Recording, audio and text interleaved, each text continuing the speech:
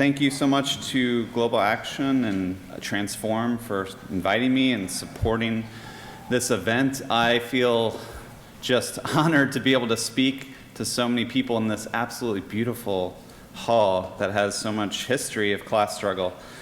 I want to start just with a note that a couple years ago, 2 short years ago, there was just a bit more optimism, at least in my country, of the prospect of doing really ambitious climate action. A president who had the most ambitious plan in history, shaped directly by the Sunrise Movement, the Green New Deal. But it's clear that just in a couple years, things have gone terribly awry. As Amanda was just talking about, oil and gas firms, fossil fuel firms, are reporting their highest profits in quite some time. Just last week, ExxonMobil announced record profits. Not just oil and gas, coal, the dirtiest of fossil fuels, is seeing surging profits. Meanwhile, the Biden administration has really pulled back from their more ambitious climate goals, and they consistently say this is a crisis that we can just leave to the private sector and the market to solve. Now, in the United States, they did recently pass something called the Inflation Reduction Act, which to me kind of doubles down on this idea if we put the right incentives out there that free market actors will just choose to make the right choices as consumers or investments as investors. And again, we can just leave this to free market choice. So what do we make of this apparent impasse of fossil fuel production gone wild alongside political inaction and cascading climate disaster? At its core, our problem can be boiled down to this. Those that profit from the production of fossil fuels are going to continue to do so unless we can force them to stop and come up with a societal force that makes them stop. And this is fundamentally a question of power. So in the book, I argue that this power struggle is fundamentally a class struggle. It's an issue of who owns and controls the means of production and to what end, and it will take a class struggle to solve. So in the talk, I want to try to give you an overview of the book, which is really organized in 3 parts. First, I argue that there's 3 basic classes in the climate crisis. The first is the capitalist class, who's responsible for the crisis. The second is the professional class, who's both driving climate policy advocacy and political activity. And then there's the working class that has both the power in numbers as the majority of society and the strategic capacity to shape the energy transition itself through labor and union organizing in the very energy sector we have to transform. So the core argument I try to make is this: to take on the entrenched power of the first of these classes, the capitalists who control our energy system, we really need a mass movement that appeals to the vast majority of society in the working class. Ultimately, I argue we need a much more popular, majoritarian, democratic approach to climate politics.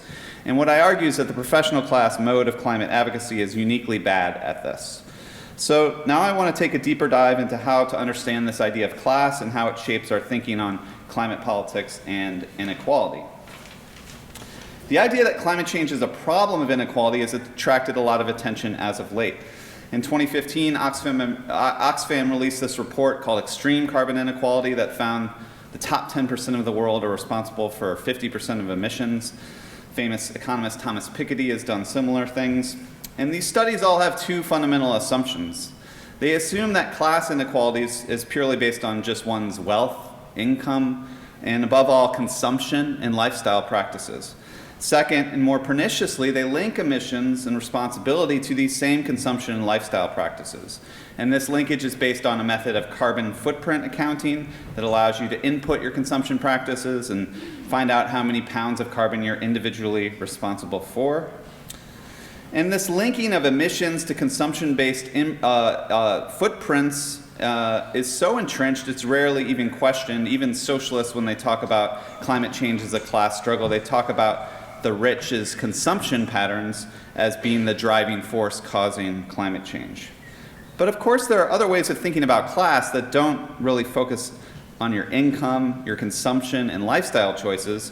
A more traditional socialist understanding of class centers not on consumption at all, but on production. Class is defined as classically a relationship to the means of production. And that might sound somewhat old-fashioned, although not in this room. The climate struggle is ultimately a struggle over this. It's over our industrial production system. It's not only how we produce energy, but how energy is an input in all forms of other production. And also it's an issue where actually, if you look at it, industrial production itself is the most significant source of emissions. One estimate suggests that steel and cement production alone are responsible for about 15 to 20% of global carbon emissions. The IPCC has also found that the industrial sector is the largest source of emissions, and I'd also add that agricultural, forestry, and land use over there, the AFOLU, is also production. It's mostly agricultural production. Production is also, under capitalism, shaped by a fundamentally different logic: ownership of capital, seeking profit and returns, investing money with the hope of making more money. Now, consumption is fundamentally different. Most of us in this room, we use money to provision our needs, however extravagant, but the goal is sustaining needs as opposed to making profits.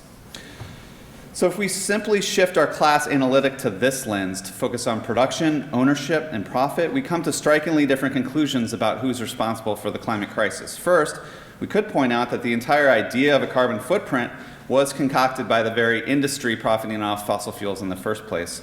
A recent study asserts that the very concept of a personal carbon footprint was popularized in 2004 by British Petroleum as part of their Beyond Petroleum campaign, and we're still waiting for them to get beyond petroleum. Second, we should understand that every carbon footprint that you and I have are not isolated individual footprints, but webs of social relations wrapped up in production. So when you drive a car and emit carbon, the gasoline in your tank flowed through the hands of innumerable people who seek profit and gain profit off that exchange with you. Yet you are the one who should be responsible for 100% of the emissions just because you press the gas leading to the emissions.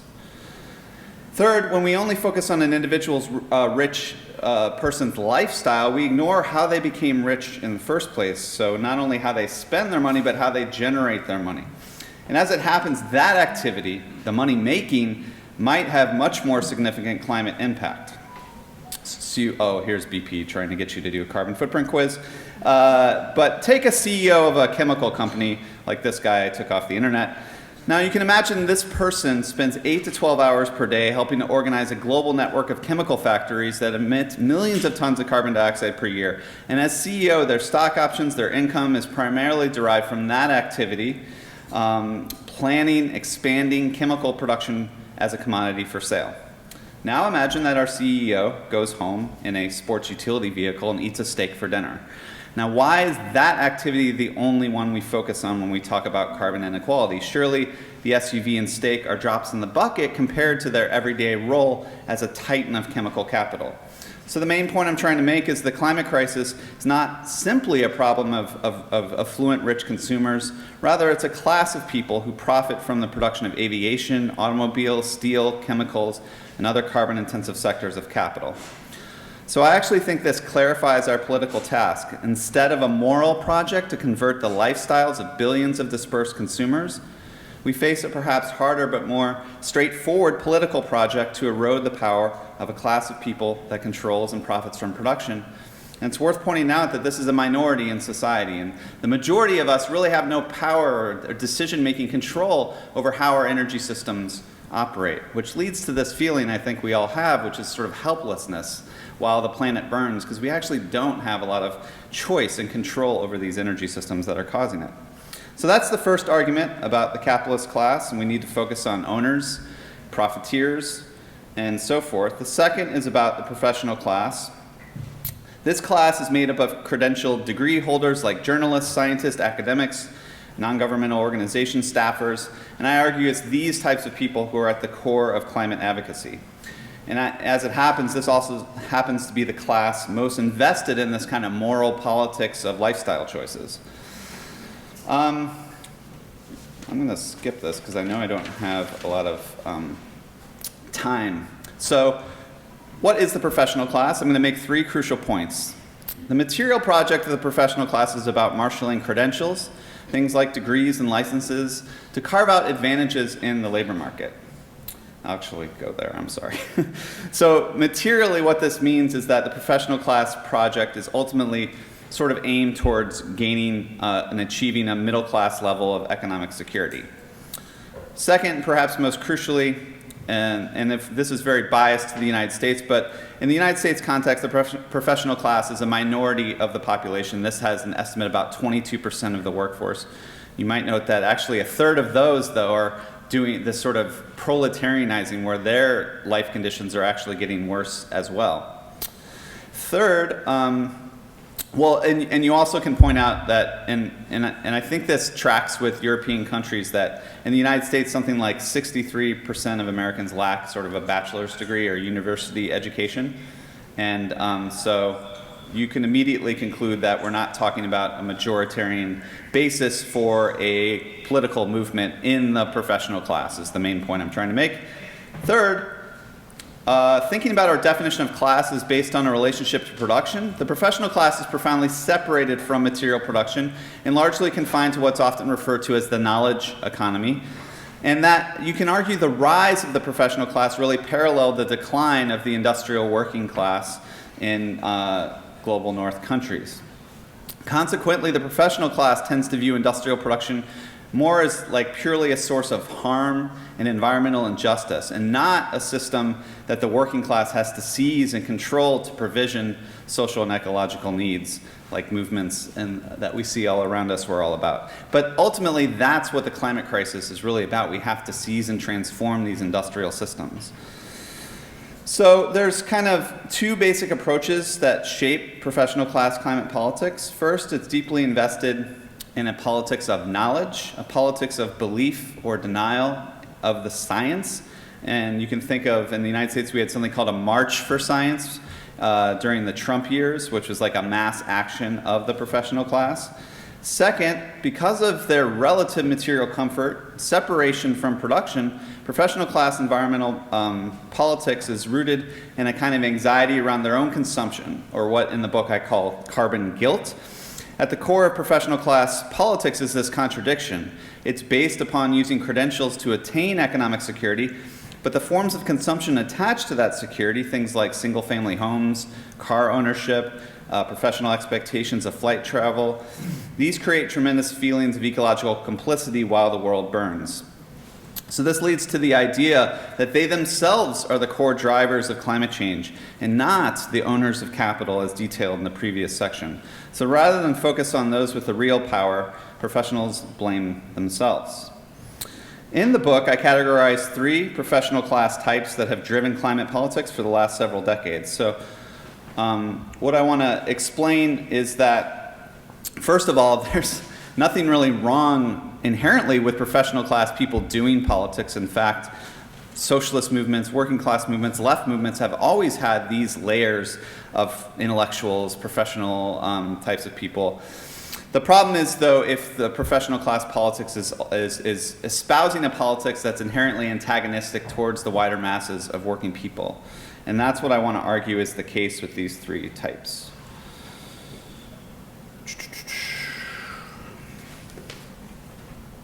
So the first type is what I call the science communicators, who are either natural scientists or otherwise deeply invested in knowing what the science says, like environmental journalists.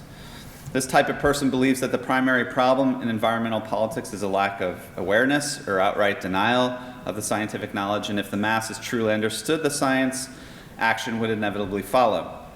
So just from a basic level, it should be pretty clear that this kind of knowledge politics does not really speak to the direct material concerns of the masses of working people who, particularly over the last 4 decades, have seen just serious erosions in their living standards and wages and all the rest.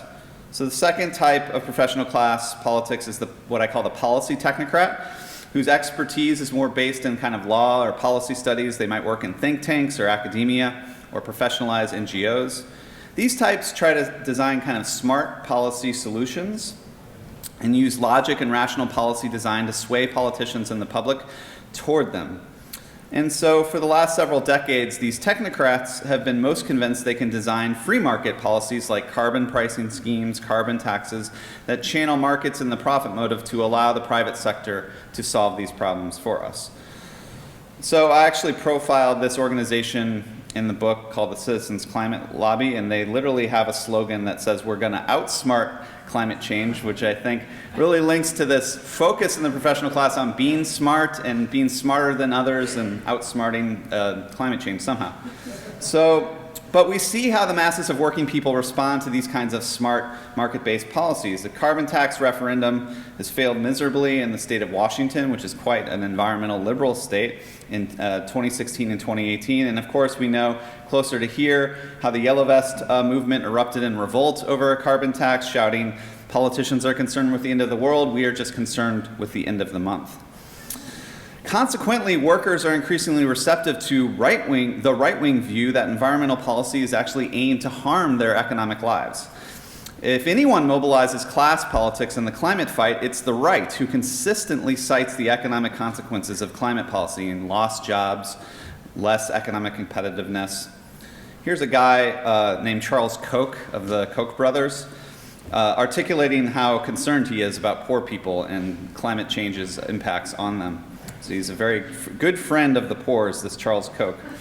Finally, the third type of professional class climate activists is what I call the anti-system radicals, whose own exposure to the science of ecological collapse leads to a kind of political awakening and radicalization.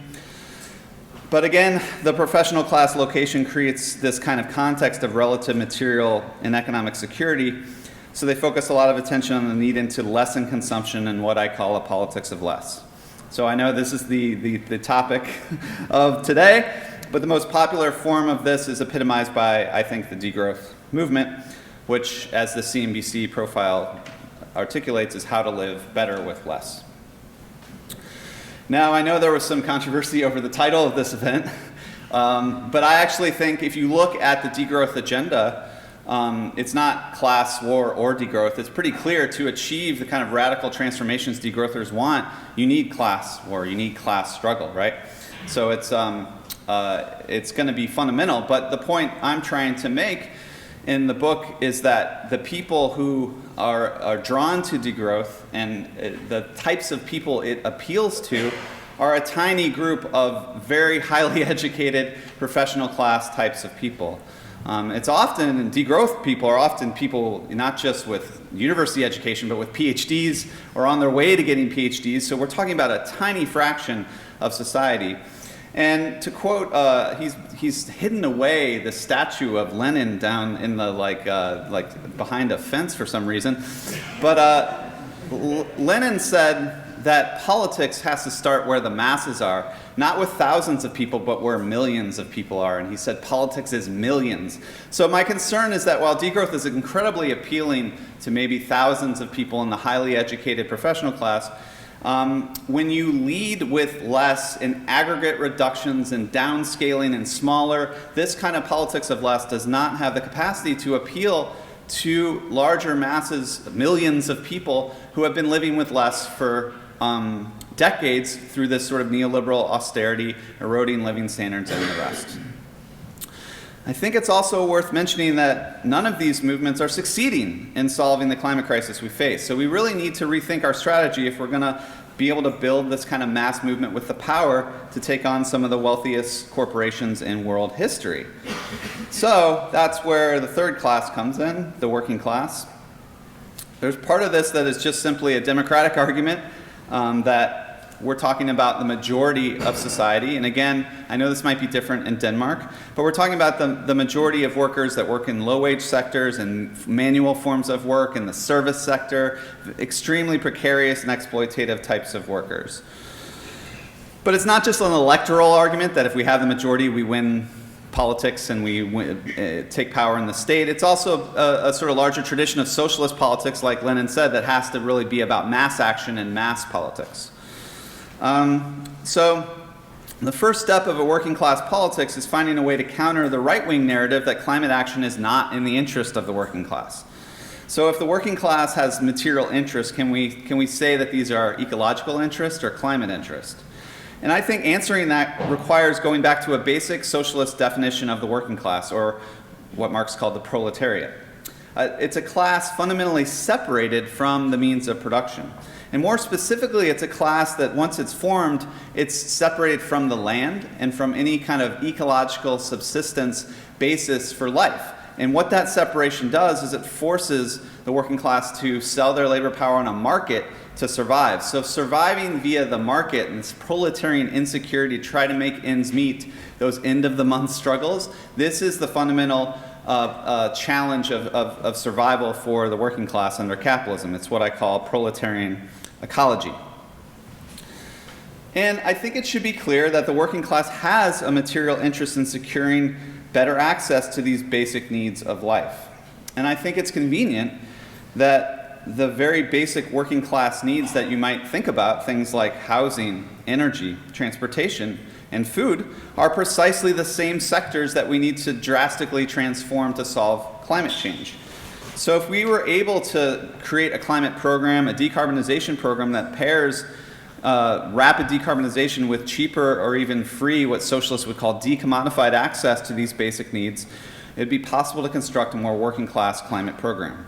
And note that this kind of an interest in climate action has nothing to do with material sacrifice or knowledge of the climate crisis. It simply appeals to people's basic material interest and could have wider mass appeal.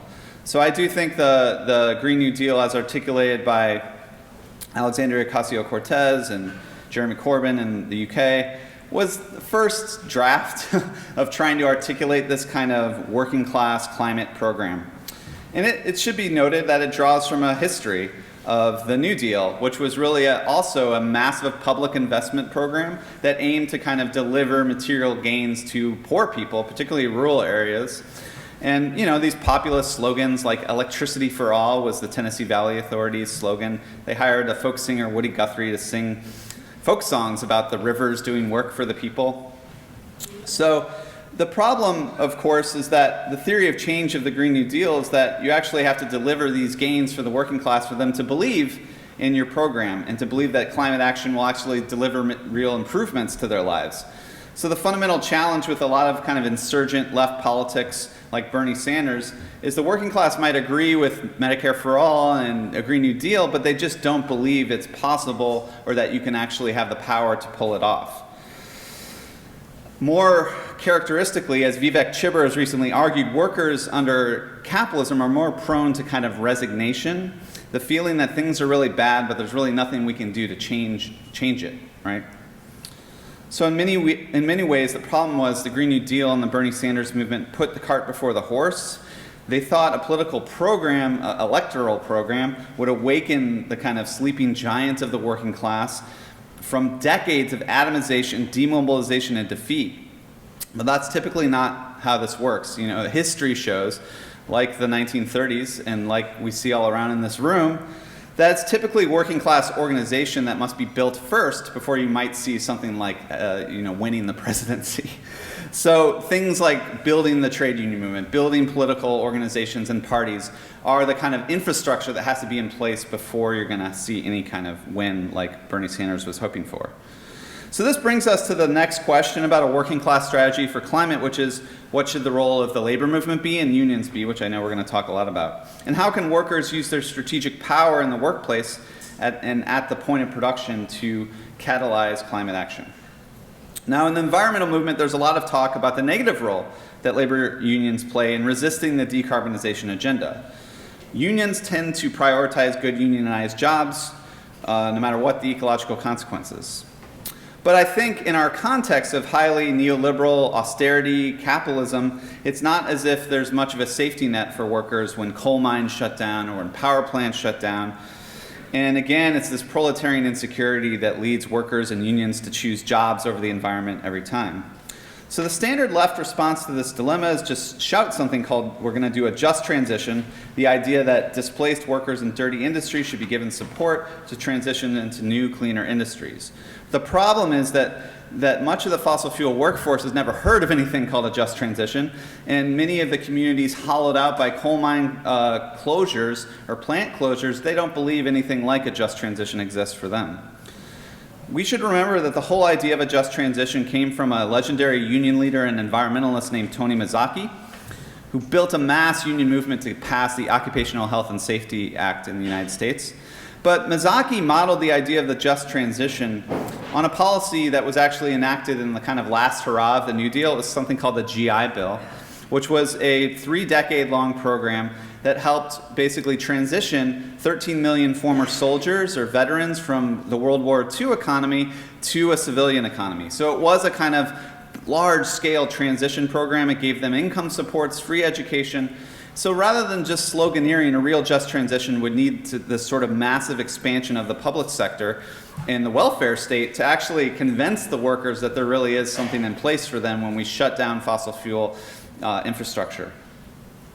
And just transition politics also has a very limited vision of what working class power can achieve. It imagines workers as these kind of victims that need to be sort of shepherded into the transition. But of course, a socialist strategy would see working class people as powerful agents of change themselves that we need to sort of organize to be these agents. So a union-based climate strategy should also recognize that the labor movement has always understood that it's often very strategic to organize in specific sectors of the economy. The labor activist Jane McAlevey recounts that in the 1930s, organizers really focused on like steel and coal and automobiles because they knew this was like sort of central choke points of the economy at the time. Today, she has proposed that healthcare, education, and logistics might be strategic sectors for us to organize in. But I think for climate activists, thinking about the labor movement, we should think about what would be a strategic sector to build labor movement power in. And I think it's clear that one sector seems sort of above all others because any rational pathway to 100% decarbonization goes through one sector. It's called the electric sector, electricity sector. The electrify everything strategy means we have to clean up electricity, make it zero carbon, and then electrify things that don't run on electricity like heating, transportation, industrial heat. Yet Green New Deal activists have rarely pointed out that this is actually already, and I think this is true in Denmark and many European countries, this is already one of the more unionized parts of the economy. It already has high levels of union organization in this sector. So this could be a strategic sector for the climate movement. So if the climate movement wants to get serious, it should try to win these unions to their side in order to transform the very sector at the core, in the belly of the beast of this crisis, and at the core of the solution. We also need to point out that the renewable energy industry, at least in the United States, probably not so much like, for instance, wind energy in Denmark, but the United States is an incredibly anti-union industry. It's run almost entirely privately for profit. It's owned by Wall Street. So I think climate activists could really make a pitch to these unions that unless they're thinking strategically and long-term about how to sort of implant themselves in the energy transition, they are going to risk being destroyed and eviscerated by this kind of Wall Street-led renewable green capitalism, right? So I will end in conclusion with another motto of traditional working class politics we should talk about, which is internationalism. And the famous socialist anthem, the Internationale, claimed that the goal of socialism is to unite the human race. In the face of the prospect of human extinction and planetary ruin, we need a new kind of ecological internationalism that's not only about emancipating and uniting, but saving the human species from planetary ruin. While ecological politics often points toward reuniting local communities with local ecologies or returning to the land, a proletarian ecological internationalism would have to be planetary in scope and really about this sort of planetary project to totally reshape the industrial system that's rooted in fossil fuels. And again, Marx and others believe that the fact that the working class was torn from the land and any kind of direct local parochial concerns made it what he called and what Mike Davis called the universal class, the class that could indeed unite and emancipate humanity as a whole. And I think we have an opportunity to assert a human interest in energy. In particular, we need to recognize what many organizers have already been saying, that we should really organize around a basic idea that electricity is a human right. In the United States, when utility companies shut off electricity, people die because of a lack of electricity. But around the world, there's something like 700 to 800 million people on this planet that have zero electricity access. But the amount with limited electricity access around the planet is even more staggering.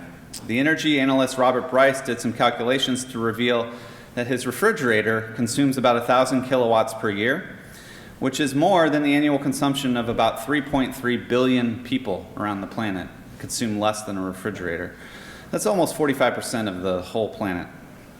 So, this brings me to our dear friend hidden away downstairs, Lenin, whose revolutionary project took place in a rural country where many lacked access to basic modern amenities, and famously he asserted that communism means Soviet power or worker power plus the electrification of the whole country.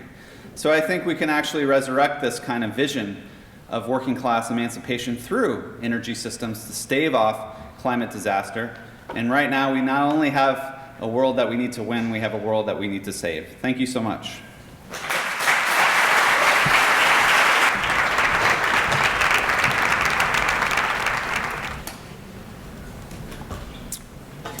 Okay, cool. Hello everyone, very happy to be here. I won't have any slides, which is very unusual for me. So the only thing you will have is my voice and the mustache moving. It's quite hypnotizing. Don't just try to focus on the idea. But I should have done like Matt, because I've got, on my book, imagine something blue with an inverted mountain, and it says slow down or perish, the economics of degrowth.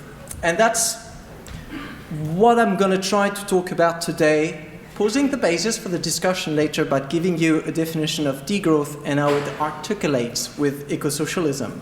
I completely agree with what Matt said about the framing. It's not class war or degrowth. It's definitely class war and degrowth, in the same way that you have Batman and Robin, peanut butter and jam, class war and degrowth. So that'll be one of my points. But before we even get into that debate, we need to invest a couple of minutes to reflect on what is economic growth. And I swear this question is more interesting than it seems. Because when we speak of economic growth, we have this imaginary of somehow something desirable, of progress, of this civilizational elevator, of even productive forces. Economic growth represents our ability to transform things into useful goods and services. But that's not what economic growth is. Economic growth is a very more specific concept. It is the increase of gross domestic product, a very specific indicator that is rather blind because it's only a quantitative indicator of agitation. Imagine looking at an anthill from above, and all of a sudden you throw a rock into it and all the ants are moving. Well, this is what economic growth measures. You look at an economy from above, one part of that economy, mostly the market economy, or whatever you can put a price on, and then when there's agitation, then GDP goes up. But it doesn't tell you whether that agitation is desirable or not. And so here I thought I would bring a concept that I quite like. You guys all know, I suppose, the British anthropologist David Graeber and his concept of bullshit jobs, which he defined as, quote, a form of paid employment that is so completely pointless, unnecessary, or pernicious that even the employee cannot justify its existence, even though as part of the conditions of employment, the employee feels obligated to pretend that this is not the case. End of quote. That's from David Graeber. I think there is something similar going on at the macroeconomic level, which is not surprising. If you put together a lot of bullshit jobs, what do you get? Bullshit growth. Definition: a form of economic activity that is so completely pointless, unnecessary, or pernicious that one cannot justify its existence without referring to abstract economic indicators to give it a false impression of necessity. When we're looking at high-income countries, where we have rates of GDP per capita completely decorrelated from indicators of well-being, I think in that situation, economic growth ceases to be something we should be striving for. Herman Daly, founding father of ecological economics, used to call it uneconomic growth, to say the past where further agitation generates more cost than benefits, and so where it's actually why are we just agitating ourselves for in the first place. And so that's my first point of just grounding, trying to just diffuse, unpack, dismantle, open up the concept of economic growth to really concretize what we're going to be talking about, and realize that maybe a lot of the politics of the transition, especially climate politics, has been polluted by these economic abstractions, starting with that concept of economic growth. And that's often the challenge I give when I go and I debate mainstream economists, and I'm like, try to argue everything you just said, but you cannot use the word economic growth. And then they end up making some kind of degrowth sounding argument because they have to fall back on like concrete needs and they cannot use like monetary indicators. And I'm like, then we agree. End of the game. It actually works super well. You can try. And economic growth itself is a class war. That's something else too.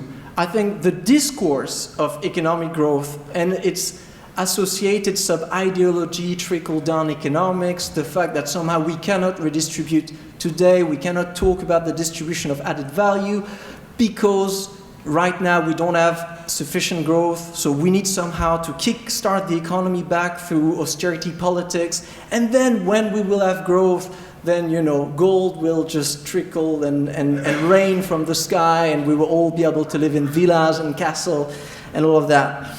So the way I see it, in many countries, and France is one of them, and that was the addition of Thomas Piketty, when you look at the rate at which the class of the wealthiest people in society just get richer, and if that is just, you know, goes faster than the rate at which the bottom or the majority of the population enrich themselves, then economic growth become a driver of inequality.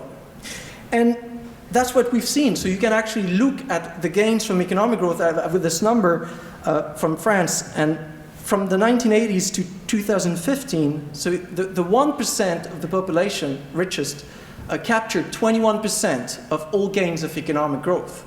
So in that sense, we have this economic growth that is unsustainable.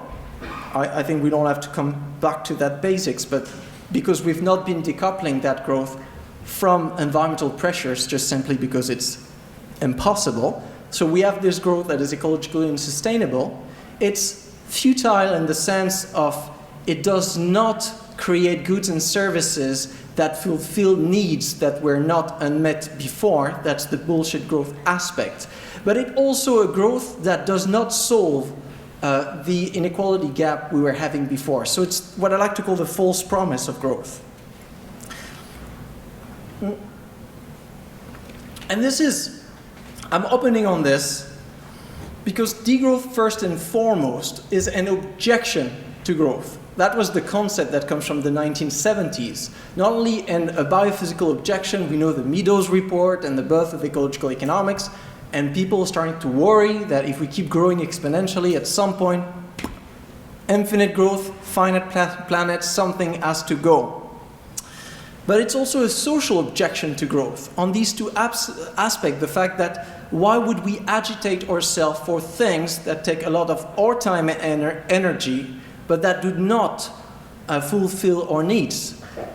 And even worse, if that not only does not fulfill our needs, but sustain a situation of exploitation where that specific organization that is supposedly most efficient to maximize GDP is relying on hierarchy, heteronomy, hierarchical organization of production, and all of that. So that is the first point. And now I'm going to give you a definition of degrowth. And I've been thinking a lot about that definition, and I had it in French in the book, and I swear in French it's all poetical. You read it, it's like sweet little music. And I translated it in English, and it sounds awful.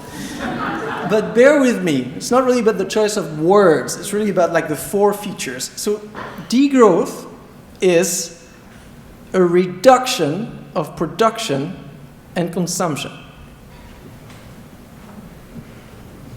Yeah, pretty cool, eh? 15 years of economics, professional class type 3. So a reduction of production and consumption. So here we need to understand that degrowth is the opposite of economic growth at the macroeconomic level.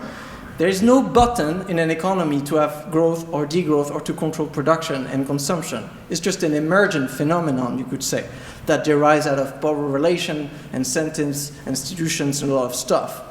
Right now, we're trying to do a lot of stuff within companies, within households, within commons, within governments to try to sell more, buy more, do all of that. And the result is we hope that at the end of the year, when we measure GDP, it is higher. If it is higher, it's economic growth. If it is lower, then there will be some form of degrowth. At this point, you know that's the same as a recession. So let me add 4 elements in my definition. Degrowth is a reduction of production and consumption to lighten ecological footprints. So here, that is the key thing. It's just not a random shutting down of sectors left and right and center. It's just selection of ecologically intense goods and services in high consuming regions of the world in order to lighten an ecological footprint that cannot be sustained over the long term. So first and foremost, dislocate degrowth as a strategy for overly rich countries and especially for over-consuming classes within these countries. Planned democratically. So reduction of production and consumption to lighten ecological footprints, planned democratically. We'll see why that matters when I'm adding the third and the fourth. Planned democratically in a spirit of social justice and out of concern for well-being. So that those are my 4 points: sustainability, democracy, justice, well-being. And so first and foremost, degrowth is that macroeconomic diet, okay, for economies who collectively overshoot the carrying capacity of their ecosystems. Whatever you do, whatever you want, whatever politics you're on, like if you don't have this, you won't have sustainability. It's a fact. It is based on no forms of economic growth can be made sustainable on the long term. This is the most solid knowledge we have of what we've been observing in decoupling studies since the 1990s. It's also the most precocious hypothesis we can make about the coming decade. So I think whatever we want, we need this macroeconomic diet. But there's a difference between a diet and an amputation. And so we don't want a diet like an amputation like we've seen during the lockdown, where we just shut down random sectors and we just ask everyone to somehow tighten their belt without looking at exactly, the differences in income and wealth and footprints and all of that. And we don't want to do this in the way that is unplanned democratically, because then we cannot have the number 4th element, which is the concern for well-being.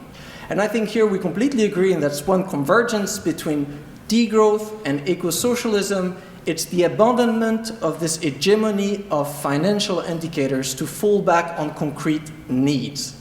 This is why some people call it also like a well-being economy. That's a concept that starts to rise. It doesn't have quite the bite that degrowth has, but it goes in similar direction. I think if we were to really apply that idea of a well-being economy, so an economy that agitates itself to respond to concrete needs, and therefore that stop to agitate itself when these needs are fulfilled, what we would see is basically today degrowth from a bloated capitalism that has created so many artificial needs that has got this mass bullshit growth. So we would see a transition to degrowth, and then we would see basically a steady state economy where levels of production oscillate based on needs. When you have needs of something, well, then you produce a bit more. When that need is fulfilled, then you stop. But no more exponential curves. And that's where I'm going to just do something conceptually quite cool, must I say. And that's what I do in the book. I'm like articulating that definition of degrowth, which we understand is a transition.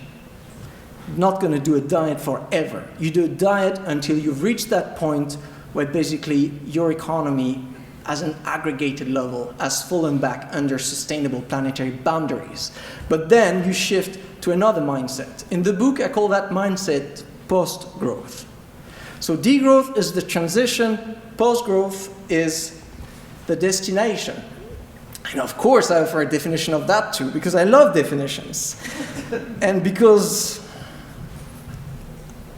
well, for a reason that we won't go in there, because this is not therapy, I made it symmetrical to the definition of degrowth. So remember degrowth, reduction of production of consumption, 4 elements: sustainability, democracy, justice, well-being. Post-growth is the same. So one element, a steady state economy.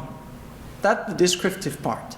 Steady state economy in harmony with nature, where decisions are taken together and where wealth is equitably shared in order to prosper without growth. So you see here we have the same elements, the compass with the 4 values, but they take a bit of a different form. It's not a matter of lightening footprint, that's really a transitional quest. It's a matter of remaining in harmony with nature, which is a broader, more philosophical goal. Same thing, it's not just only a matter of just doing things in a spirit of social justice, so making sure that somehow the most vulnerable do not suffer from that transition.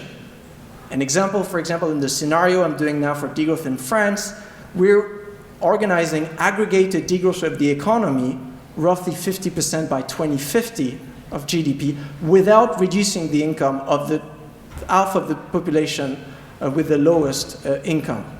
So that's our threshold. Whenever on the model, if we do anything and then somehow people within the poorest 50% get poor, then that's a red light, like there's a problem. So that's why the spirit of social justice, but over the very long term, the question evolves into, well, we need to think about the distribution of wealth, not only the redistribution, but also the distribution and also the pre-distribution of wealth. So all these 3 big categories. And to do all of that in order to prosper without growth. I think this is, after all, the most fundamental sentence here on 2 grounds. First, if we admit biophysically that infinite economic growth is impossible, then we must build an economy that can function, and not only function, but prosper without that impossible goal. And if we are even a bit more pragmatic, and when I go and debate with my mainstream economist friend, I mean, they study what they call the secular stagnation, which is the observation that in all high-income economies, rates of economic growth are slowing down. They don't know why. They call it a mystery. Well, we can come back on that, but they call many things a mystery. But I think even from a mainstream perspective, if, for example, your public budget is heavily tied to GDP in general, and you see your GDP rates faltering year after year, you might want to reorganize the financing of your public budget and your public services. So that's just one example here. And now, so we have this double definition, and that's where I'm going to just comment a bit on what Matt said. I've heard politics of less. You know I don't like that term. And so I'm going to do a bit of math here. So I've heard politics of less from Matt, but then it was also, I've heard less is more from Jason Hickel. And so logically, that turns into politics of more. If we connect the two together, I mean, not a math expert, but that seems pretty legit. And my main point here is that the way the degrowth literature has been evolving, so the core hypothesis behind this is that that notion of sacrifice is very much tied to an economic imaginary where purchasing power is supposedly always good. But, I mean, if you want to increase your purchasing power in Paris to have access to housing, yeah, you can do that. If you have a low wage, you won't be able to do it. Or we can collectively organize to decommodify access to housing in a Vienna not-for-profit or in a public social housing way to make sure that actually we control prices of housing so, it's accessible for everyone. In that sense, if you were to divide the prices of housing in Paris through a collective organization of decommodified access, you could divide your housing expenditure by half without losing any living power. And so for me, I think here that's how we're squaring the circle in the degrowth scenario. We're like, okay, we want to reduce agitation, but we can do this in also improving access if we share more. And then I think that's the big convergence. Is that a production or a consumption problem? Both. That's why in every definition of degrowth you always see this annoying repetition of like production and consumption. And have you ever noticed that they always come in that order? Never everyone said like it's a reduction of consumption and production. And I think that goes, and the point Matt makes is extremely important. And it shows that production today is where the power lies. Because again, if you're living in Paris, you cannot have the choice between either social housing at controlled prices or just, fast and furious, wild west world capitalism. No, you don't have a choice.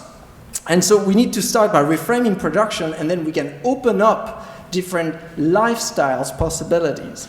And of course, it's a dialectical interaction. So some more people like already doing that in a way, and so we can inspire, like look at what they've been doing, for example, in Vienna, and trying to push for that in other places. So the goal from what I see it is, I'm an ecological economist, so I spend most of my life hunting for what we call rebound effects. Rebound effects are like STDs when it comes to just climate mitigation.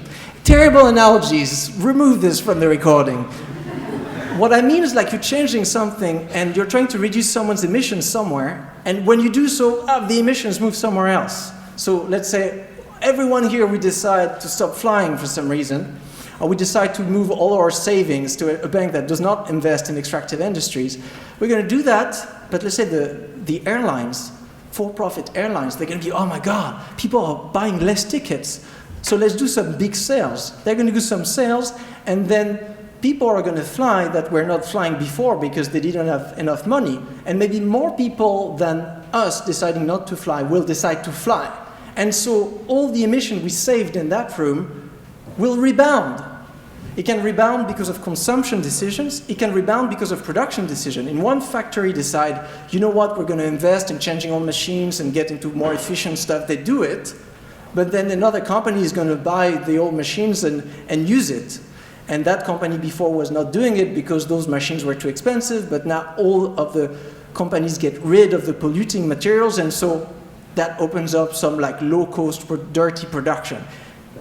Whatever we organize, we want virtuous cycle of reducing production that leads to reducing consumption, that leads to reducing production. We need tools that allow us to, every time we manage to save some emissions, but that works for all kinds of environmental impact, they are not spent elsewhere. And that works also internationally, which is very difficult, because we could say, oh, like in France, we stop using SUVs. Great, and then we keep producing SUVs and exporting them. We haven't solved the problem here. So like a ban of SUVs, together working and bouncing with activists that have been just raising awareness about the unsustainability of SUVs, working together with active mobilities and the building of safe bike lanes to provide an alternative to car-based transport. You connect all of those together and then you get, I think, a workable transition. I've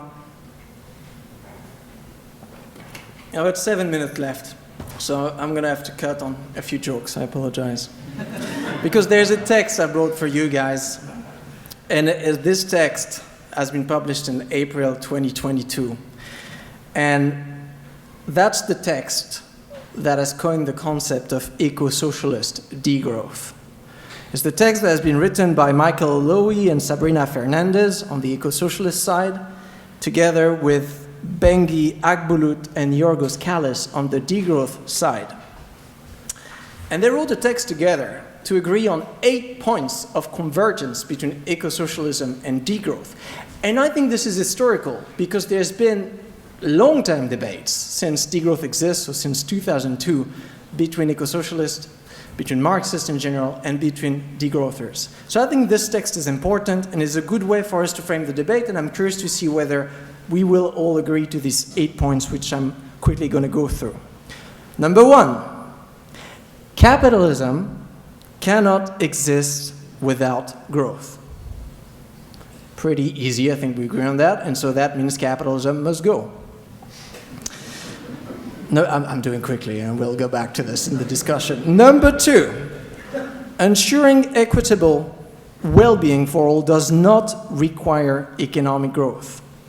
That was my point about bullshit growth, and that was Matt's point about decommodified access. If we change the structure of the system, including ownership of means of reproduction and production, then we can secure well-being for all without a need of further accumulation. Number three, a significant degrowth in production and consumption is ecologically indispensable. So that's connected to limits to the impossibility of green growth. So degrowth is necessary. Number four, productivist socialism, as practiced by the USSR, is a dead end. All forms of growth-based productivism are a dead end because we cannot decouple growth from environmental pressures. So it doesn't matter whether it's just green capitalism or luxury communism. It's just a biophysical impossibility. If you want to challenge that claim, I hope you have numbers. Come to me. Number five, the rich countries must take the larger part in the process of degrowth. Then I think that claim needs to a lot of details, and I see Matt scribbling a lot of stuff, and then I can imagine what's being on paper is like, yeah, it's not a rich country, it's a matter of classes, they are just over-consuming really rich capitalists in the global south, and he's right. So we can go a bit deeper and like where exactly we locate that degrowth. And I agree that this class-based vision right now in a world where actually emissions are much more anchored to individuals than they are to countries. Just one number that Matt is going to like very much, from a Greenpeace Oxfam report in February 2022, where they calculated not the lifestyle footprint of the 63 French billionaire, but the footprint of their financial wealth. And they found out that the footprint of the financial wealth of these 63 French billionaires was the same in absolute ton that the footprint of 50% of the financial wealth of half of the French population. So when you look at their consumption footprint, it's pretty small. They're individuals. You know what are they going to do? They have a few mega yachts, a private jet. They're not going to eat 5 cows per hour. But when you look at the footprint of like what they do in their work, where they invest their money and where the passive money they have accumulated work, then you see enormous emissions. So that's also where degrowth must start. And I mean, one of the golden policy for degrowth historically has been just a capping on wealth. So that's also something that acts on that. Where was I? 6. So 6 is a very long statement, but basically it says that eco-socialist degrowth calls for a new mode of living. So they call it a civilizational transformation. French mouth, difficult. And so it comes with a set of values that mention solidarity, democracy, equal liberty, respect for earth. So a break from productivism and consumerism in favor of shorter working time. So here it's also, I think, to remind us that there's a societal project. It's not only an adaptation to save the earth, it's also a striving for a society with higher levels of well-being somehow. A fairer, more just, more respectful, less violent society, less hierarchical society. Number 7, and you guys are going to like this one. Quote, eco-socialist degrowth can only win through a confrontation with the fossil oligarchy and the ruling classes who control political and economic power. I think this sentence alone, justified the modification of this or to turn it into, it's not here maybe, into an and. So we see here, that's one point of convergence we agree on. And number 8, Eco-socialist degrowth is part of a broader family of radical anti-systemic and ecological movements. So that's what they call the pluriverse. They mention Buen Vivir, they mention the Indian eco-swaraj, they mention, what do they mention? I don't even remember what they mention. But they mention a bunch of other imaginaries, cosmologies, societal projects in many different places of the world that have in common this resistance to growth-based neoliberal capitalism, to productivism and extractivism and commercialism and consumerism, and all this add together, which we summarize in the degrowth literature as the ideology of growth or growthism. We'll discuss whether that is a relevant analytical category. Okay, 1 minute to wrap up, because I know I'm over time. So, there's one thing I've been reflecting on. So, publishing a book, and I swear I'm not going to show off. I was the first one surprised when my book became bestseller in France and was reprinted like 4 times in the month it was published. Because, I mean, it's a nerdy book on the economics of degrowth. And I did not try to make it like cooler than it was. It's just represent what degrowth is right now. But somehow, that captured the political imaginary. A lot of people were curious about it. A lot of people from various backgrounds. A lot of people from the professional class, of course, but not only. There's been like a lot of diversity in these events, and so I was reflecting on why degrowth is, how can we explain the fact that degrowth is so fucking cool today? It's strange. And I don't think I would have gotten there writing a book, but like, you know, accumulation of capital. And so I'm having this debate with friend Marxists that are like, oh, your approach is not powerful enough and people will never go for it. But the fact is that people are going for it. I mean, it's exploding. Degrowth books become bestsellers. You have people, Jason Hickel, I mean, that was an example. This guy's got 220,000 followers on Twitter, you know, and has become this kind of like mass communicant of that idea. So there is something here that we can use, I think, because as I hope I've managed to convey, degrowth build on an older Marxist criticism of capitalism and try to somehow, you know, add some stuff to it, but it retains, I think, the power of it. But it revamp it in a new, maybe cooler way that is more fitting to the context, because right now no one speaks about capitalism. You open the TV, you listen to your government, no one is talking about, oh, rates of the accumulation of capital are good this month. We're very happy.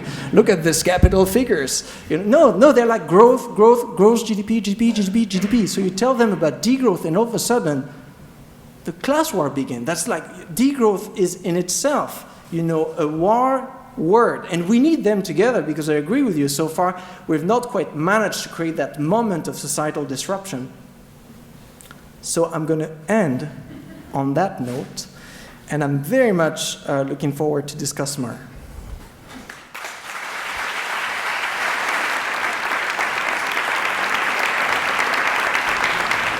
So thank you to the organizers. Thank you to my fellow speakers, and thank you to this quite huge audience who's coming out to discuss these super important things. One point of clarification: I'm just regular American. I'm from New York. I live in Tunisia for the last 10 years, but I'm not Tunisian. People sometimes think this from my name, and we have like a big problem in America where people are pretending to be Black and indigenous and so forth. So I want to be super clear about this. Like, there's no like race faking going on here.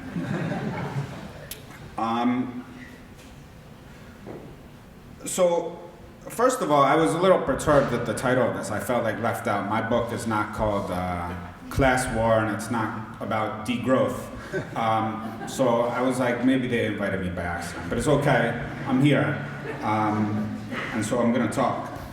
I think part of the problem that afflicts or affects our discussions about this is that there is an assumption of agreement about where we want to go and about the nature of the system we live in And there are kind of disagreements. The disagreements are supposed to be like, well, can degrowth muster everybody? Can class war muster everybody? And so forth. I think that's probably not the case, right? I hate to be like the party pooper here. And so I think we actually have many eco-socialisms, and we also have many diagnostics of the nature of the world economic system or the world capitalist system. And so I want to discuss those a little bit. I don't have quite as many jokes as the comrade, but I have a few. This is from a children's book, which I like children's books a lot because they actually keep things at a very clear level. And it's kind of been, it's from Lewis Carroll, and it's kind of the paraphrase that's very well known is, if you don't know where you're going, any road will get you there. So I'm going to be a little bit technical and talk both about where I think we need to go in a very specific sense, but I also want to talk about where we are, because I actually think there is a substantial disagreement about that, and it's important to clarify that disagreement in order to clarify our political work. So where do we want to go? We have elements of agreement and I think elements of disagreement, and perhaps what is most confusing is that elements of it that are just not discussed in our public political debates, in our private political debates, even in our newspapers and our theoretical journals and so forth, right? So we have to clarify. Eco-socialism as worldwide decommodification, that is, everybody should not have to resort to the market and oppressive and exploitative wage labor situations or non-wage situations in order to have access to the collective use values produced by humanity as a whole, the collective infrastructures that have been produced historically, not by capital, but by labor. So just by virtue of existing in political community, and sorry for like the lepers and so forth, but by virtue of existing in political community, people should have access to healthcare. People should have access to sufficient and nutritious food. People should have access to housing. People should have access to more or less sufficient forms of transport, with perhaps rationing needed for things like trips to Mars and so forth, right? These should be actually social rights that one is entitled to by virtue of living as a human being, rather than mediated by some sort of oppressive relationship, right? More or less permanently sustainable patterns of production. Do we know exactly what those look like? No. Do we have a sense that our current patterns of production are unsustainable? Yes. Right? We know this very well with respect to carbon dioxide, but it extends much more largely. It extends to permanent fossil aquifer depletion. It's respect to the pollution and destruction of the natural environment. It relates to the pollution of waterways. It pollutes to background cancer levels, rising to the stratosphere. It relates to microplastics polluting our bodies, which also leads to declining fertility rates. And so forth, right? So there's actually a great many ways which extend far beyond the climate crisis that existing patterns of production are absolutely not sustainable. We also want worldwide developmental convergence, right? This is actually much more technical and less Marxist than talking about things like eco-socialism or eco-communism, but I think it's important to keep it in mind. What we should want, if we believe in egalitarianism for the planet as a whole, is that every country in the world and peoples within the world, in addition to the abolition of class society, we want a more or less equal patterns of development. That is access. What the hell?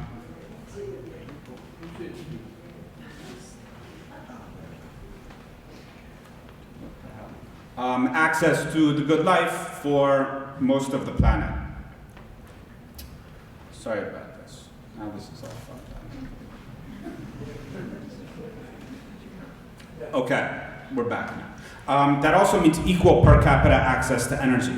This is very important because if you actually look at the technocratic proposals that are like, sure, we can do full renewables, no problem. You actually look at it and they're like, okay, we're going to give about 10 megawatts a year to Haiti because they're more or less used to it, and we're going to maintain the same amount and with some efficiency improvements for the United States, right? So baked into it is actually like deeply racist assumptions about the acceptability of different levels of per capita access to something like energy. The last thing is equal labor distribution on a world scale. That is, if a certain amount of labor is necessary in a place like Bangladesh or Haiti or Syria in order to reproduce the things people need, then people should have to work about as hard in places like Denmark and the United States. Probably that means a little bit more hard work. It's not very clear, no one's mapped it out properly, but it needs to be said explicitly, right? I mean, that's just like, I see no feasible future where machines are just able to do everything for us. Like, I just don't see that on the table, and also resolving global warming, and also not turning the whole planet into an open air mine. Like, I think this is a completely unserious proposal. The other aspect that tends to be brushed under the table is where is here, right? One vision of where is here is that development is basically not polarized, that capitalism is kind of fractal. It's a bunch of like self-repeating things. We have the same type of capitalist class structure in the north as we have in the south. We have capitalists in the north, we have capitalists in the south. We have working classes in the north, we have working classes in the south. And that, what we need is a worldwide struggle against capitalists. And of course, we do need a worldwide struggle against capitalists, but that does not mean that capitalism is appearing fundamentally the same in the north and the south, right? And the accompanying class map that comes from this kind of notion of a non-polarized capitalism is that there's a secular tendency towards worldwide proletarianization. Right? This is actually not borne out in general by the statistics. A second proposal, and this is coming from a very wide range of work, both from Marxist and non-Marxist scholars, going all the way back to CEPAL, Latin American structuralists, Raul Prabesh, then going on to Cardozo, and then going on to the Marxist wing of dependency theory, Roy Marini, Santos, Vania Bambira, and then of course extending into Walter Rodney, Samir Amin, starting in 1957, Ismail Sabri Abdallah, Azam Mahjoub, and many other figures across the entire South, basically are pointing out that development is actually inherently polarized, and it appears very differently in the North and in the South, that it just does not look the same. That whereas in the North, you in a general way, have a pattern of production based on producing capital goods, and the market for wage goods is domestic, so that you kind of have an internal relationship between production and consumption, and that the working class is effectively in some way woven in, is exploited, but is also woven in politically, socially, economically into the social compact, because it gains a share of productivity increases, even while still being exploited, right? That is the model of capitalism in the core states, right? And it's a model. They don't all look exactly the same, but schematically, this is very roughly correct. Periphery is very different. There's permanent and large-scale unemployment in the periphery of the world system. Agriculture is much more oriented, relatively speaking, towards export, especially of tropical crops that cannot be grown in the north. There are large-scale labor reservoirs, right? And the entire productive structure is structured around maintaining wages low in the periphery versus in the core. And the wages are kept low in order to keep prices low, so that both commodities but also industrial products can be supplied to the north, which is part of how the northern working class becomes woven into the process of accumulation on a world scale. And this is why you see, relatively speaking, less radical, revolutionary, anti-systemic dissent in the North versus in the South. I mean, this is just apparent. This is a historical fact that the major revolutions have not occurred in the North. They've occurred in the South, right? And we should understand why, because we do want major revolutions, or at least I want major revolutions in the North as well. But you can't wish away the problem by saying this is what I want, right? Another major aspect of this is that you have pervasive South-North value transfers, right? That is, that if you look at worldwide production, you have greater access to the fruits of worldwide production in the North than in the South. Now, one proposal basically says, well, this is because Northern workers are more productive. They really know how to cook, how to build things and farm and so forth, whereas people in the South, they don't know how to do that, right?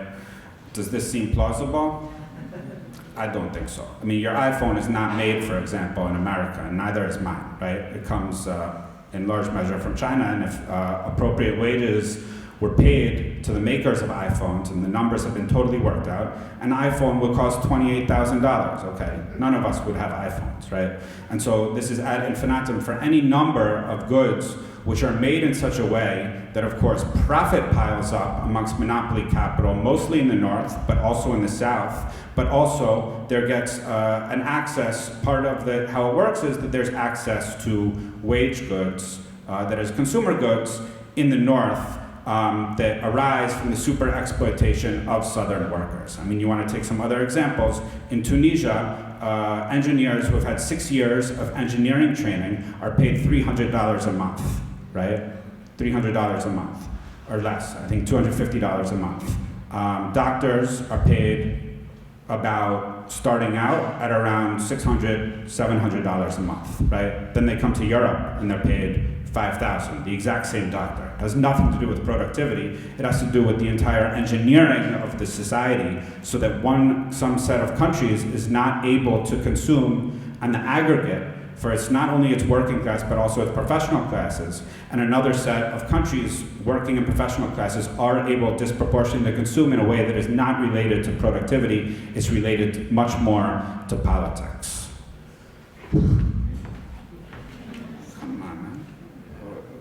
What's the sleep system on this? It's bad. Yeah. This is why. All right. Okay. So I think this is at least clear to me why we can see differences, right? And I can elaborate much more on the Q&A. I don't want to bore people too much to sleep because you're here to talk about ecology and not uneven exchange. Okay. The flat capitalism posits the northern industrial proletariat as the leading class for eco-socialism. A polarized capitalism sees the semi-proletariat, that is, all these many workforces in the global south, as the leading class, and then also with a role for the northern industrial proletariat, but not necessarily leading, and that leading to eco-socialism. Again, speaking highly schematically, right? And I use the term semi-proletariat to indicate that this, you don't have a full integration of peripheral labors into the productive circuit. You have a wide measure of very precarious work. You have circular migration into agriculture, which is underestimated in all the International Labor Organization and World Bank labor surveys. They don't meaningfully account for it. They don't meaningfully account for subsistence production or household production, right? They don't meaningfully account for the fact that a lot of the production doesn't enter the monetary economy and so forth, right? So you have a permanent state of semi-proletarianization. This is what Mike Davis was at least beginning to grasp at when he referred to the planet of slums. He was talking about a permanently semi-proletarianized population in the periphery of the world system that was structurally distinct, right? And that this class would have a very clear immediate interest in a transformation to a very different world system, that is, non-capitalist or socialist world system. What is the social logic? I mean, I think the social logic is almost like arithmetic, right? I mean, if exploited people resist their exploitation, as exploited people do in the North and in the South. They do it because they're exploited. If you're more exploited, you're going to resist more, right?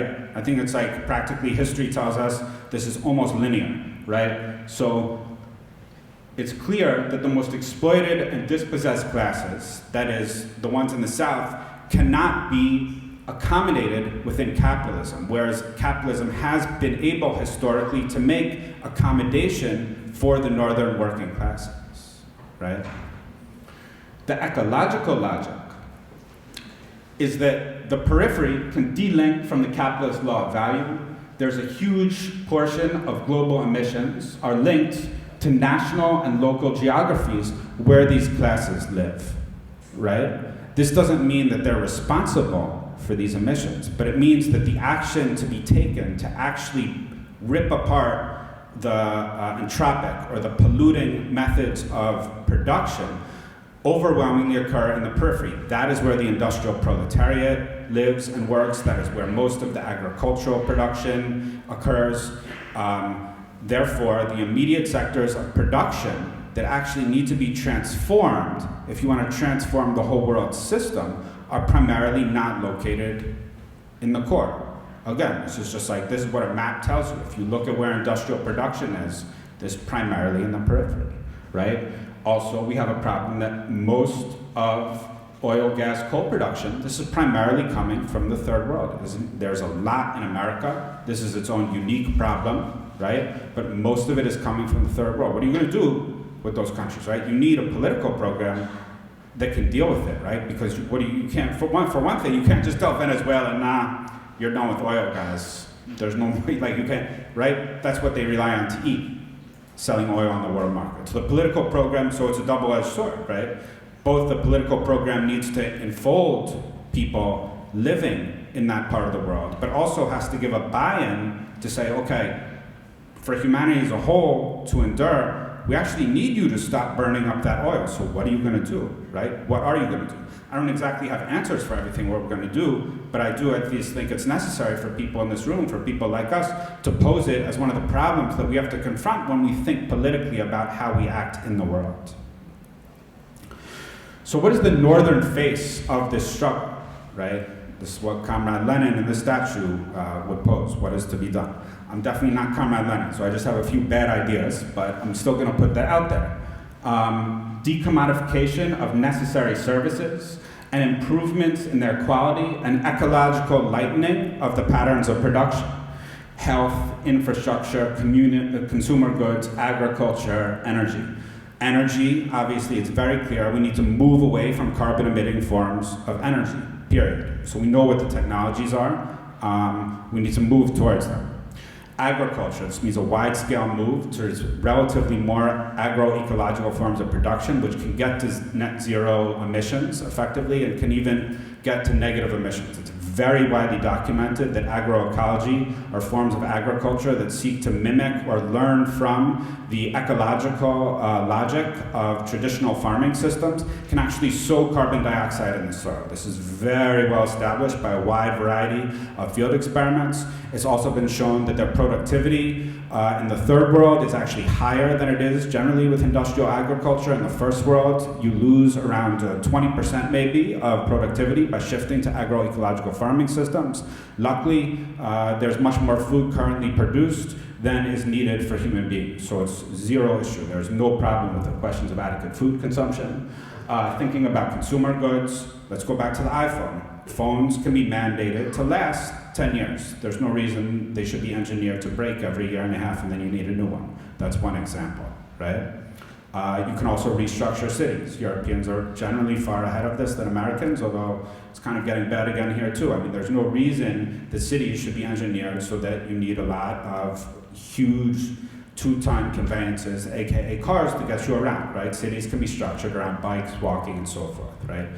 In principle, it's not that hard to do. In practice, especially in places like the United States where you have extensive sprawl, it is extremely hard, right? But this is actually a major sector of emissions. You can also heavily retool infrastructure. This is what we're talking about. This is what unfortunately is being done by neoliberal monopoly capital in the form of the Inflation Reduction Act. There's extensive transformations you can make in terms of infrastructure and housing construction that actually makes it much, much, much more durable and much having a much lighter ecological load. So again, we have a general idea of things that can be done, but there's also lines of inquiry that need to be developed. You need to generally replace things like, where possible, metal, plastic, with wood, bamboo, and so forth, right? These actually make housing potentially an emissions negative sector, right?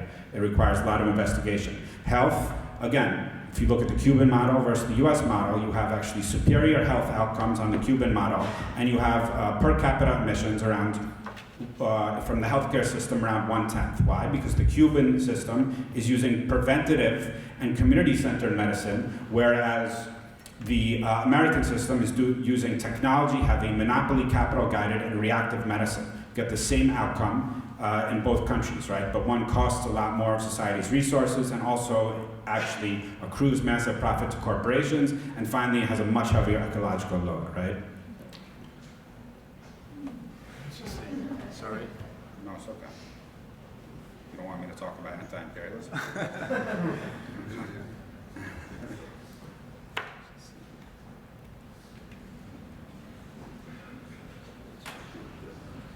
I can keep talking. Anyway. Yeah. Well, since I'll keep talking and you can try and fix it. Okay. The other phases of that northern ecology, I mean, those are the directly class-centered demands that I think we have universal agreement on, more or less, although some of the technologies will obviously be in dispute. Then there are other things. One, comprehensive demilitarization. The U.S. military, for example, is a very heavy contributor to climate change. It actually just needs to be abolished.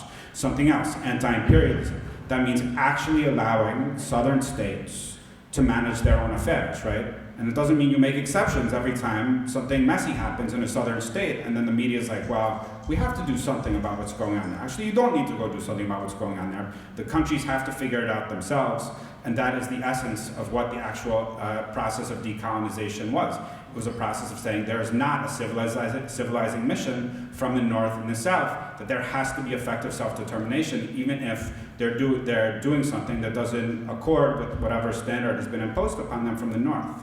Then there's the question of climate debt. The Cochabamba People's Agreement suggested that the climate debt as a down payment on the ecological debt, which was in turn a down payment on the colonial debt, should total around 6 trillion of GDP north-south transfers per year. Of course, these are, to numbers like that, have a partially rhetorical or metaphorical value. When you're talking about numbers like that, you're actually also talking about political assent within the north to some form of massive aid to the south, and by then you're really talking about socialism anyway. And so you're saying, okay, what can the north do to help the south achieve decommodified world developmental convergence with the north, right? The southern face of the struggle is not small as beautiful flower plants. I'm sorry, I'm not here to tell you that. It's sovereign industrialization, which includes heavy industry of all kinds, agrarian reform, national liberation, sovereign ecological planning, and delinking. I'm not gonna, although I know much more about this, I'm not gonna go that much into it other than to point out that probably most people in the South are more or less on board with the idea that their economies should grow, be that as it may. I'm also sorry to you, man. This is just my impression. What is the end result? Some things will grow and other things will degrow. For me, this is very simple. It's not as catchy a slogan, but this is how I see it. I want to conclude with Comrade Greta, who's really getting on board with the program lately.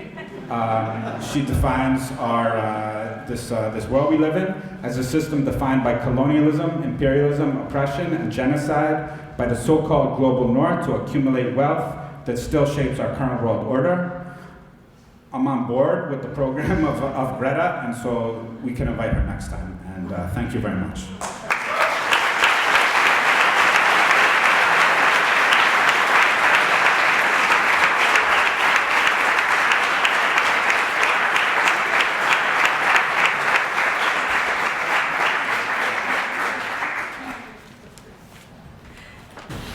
Nice, yeah. So I can always make a disclaimer that I'm definitely from the professional class, as you're talking about, an academic. Not from social sciences, however, so maybe I missed a few of your points. They went over my head. Yeah, I don't have a gathered view, but I was very attracted to this, of course, idea of, well, I see myself in the professional class activism and the idea that we need to change the focus to more workers-based classes. We just had elections in Denmark, and I think for 4 years or 3 years ago, when we had the last national elections, it was very much about making this a climate election. It was about putting climate on the agenda, and a lot of people worked for that, and it was successful. I would say it was a huge climate election. This year, I felt there was more need to be like, oh, we need to make this climate election again, just to make sure that the left-wing wins, so the climate is not completely screwed. Like, we know it's going to be screwed, but it's not completely screwed.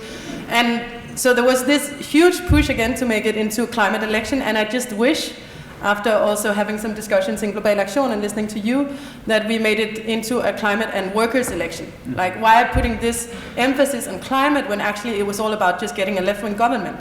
And this way we might have reached out to like more broadly inviting people in and also showing that we are supporting other movements. And I think in the climate movements I'm part of, there has been a lot of talk about also the wages for nurse wages that are super low, and everything going on in a lot of professions, but it's not often that we actually show up at these demos or support these events, and I think that would be a nice way to reach out. I was in a folkemødet this summer. It's like a political gathering, and I talked to a unionist. He was a concrete worker, and he was very much into climate action. He was like, I know my job shouldn't be here in 5 years. But he was also like, the role of the unions is to like let people know that we are here and that we are also here when they lose their job. So I expected, because sometimes I can feel the unions in Denmark are a bit slow on the climate movement, I expected he would be like, oh, please just make my job green. But he said, no, the role of the unions is actually to show that people will be catched in this transition, and I think we as a climate movement need to move to that as well, and show that we are here for them as well. Yeah, but I'm also struggling a bit with just, I think, focusing so much on talking about all the good things and how workers can just get more, or like, I think it's an easy way to get around the less, or maybe not, if not the less, because we're also redistributing, then the different. I think some things in this society really needs to change. And I'm wondering, the day we nationalize Aalborg Portland, like the big concrete factory, then how are we then going to close down the jobs there if we haven't talked about this before? So, I mean, no matter how nice and bright we're trying to make it, there are going to be some things that are going to be hard and difficult. And of course, we can be in that together, but they are going to be there. And I think not talking how can I as a climate activist put words to this, that I believe that there will be a material list that might be more in other ways, or that might be different just, but how can I put words to this so that I'm not lying, but still showing a support? Yeah, that I think. And then very happy to also get the Global South perspective back in this, coming from Global Aktion, that's where I've mostly been focusing. And I think also, like, we can talk a lot about building movement in Denmark. I think we should do that, but I think as long as we don't include the Global South perspective, we are really losing, because that's maybe not so obvious from what we talked about here, but as I see it, this has changed from a discussion about how do we stop climate change to a discussion of how we're going to live with climate change. Like, we know it's coming, and we know who is going to be hit first.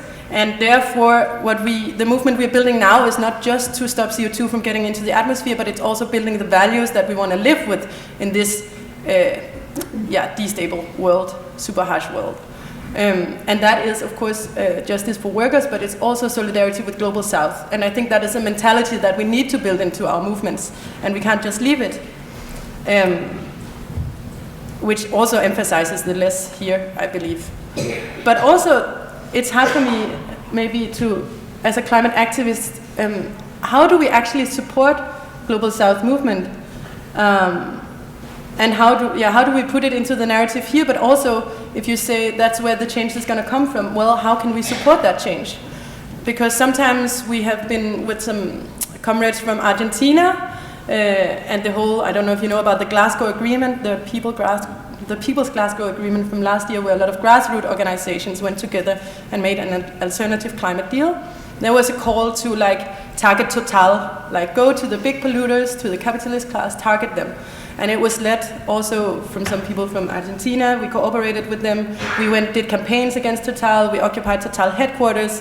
But in the end of the day, we also just go home, and we actually didn't do that movement building in Denmark. That would maybe also be a smart choice, because we spend our energy on targeting Total. So I feel as a climate activist sometimes I'm split between these things, and how to do that smart. And then maybe last point, I'm my head is around trying to grasp here after the talks, is this move of responsibility away from the masses to the capitalist class. Super nice, super important. But when I go mobilize, I also want a responsibility to be there, right? I'm not gonna just let people know it's the people up here that are fucking us up, so now they need to change. I also want to make a call for responsibility, and I do believe we have as responsibility. You can say that we are focusing too much on global north, global south, because actually it's a capitalist class fucking us all over. But I do believe that capitalist class is legitimized through our national state, and we are part of legitimizing that national state. So it's also, I don't know, can we move the responsibility to a responsibility to then confront that system which we are also upholding as citizens in this country, part of the world's municipality, whatever. How do I go mobilize with this? So we don't just sit back and leave it to others and feel it's not our role anyway, because it's not our fault, but still have a feeling that we are in this and we are part of this. I think that were some loose thoughts, and I suppose there are also a lot of perspectives from down here. Thank you, Birgitte.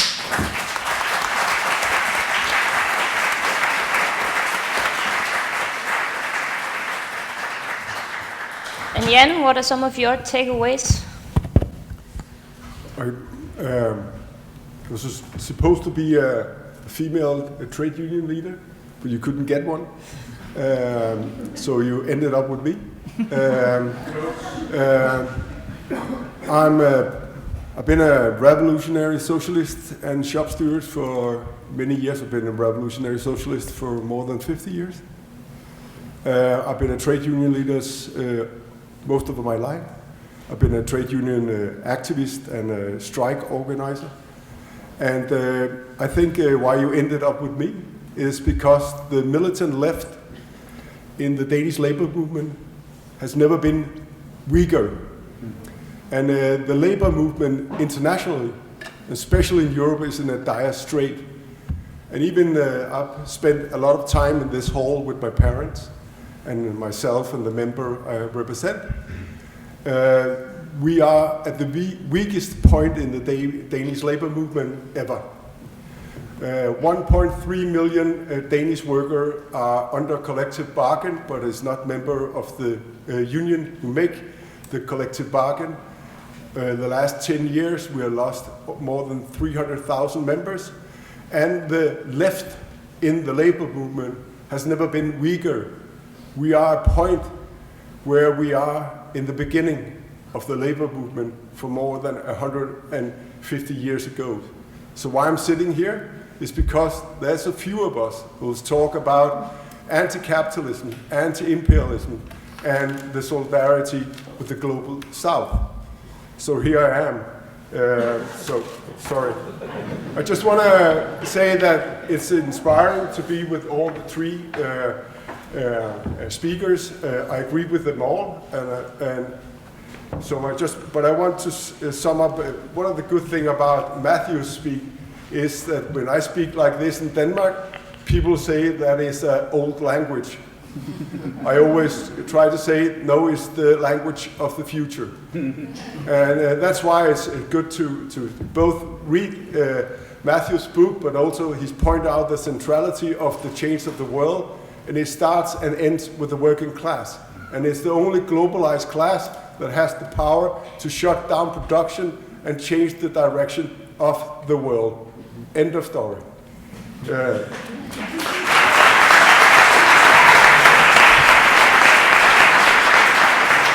So, as Matthew writes in his book, we need a stronger working class.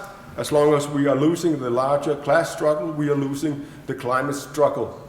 It comes to the question, so how do we make a united front between the working class, the climate activists, and the professional class and the working class and all progressive forces who wants to change the world?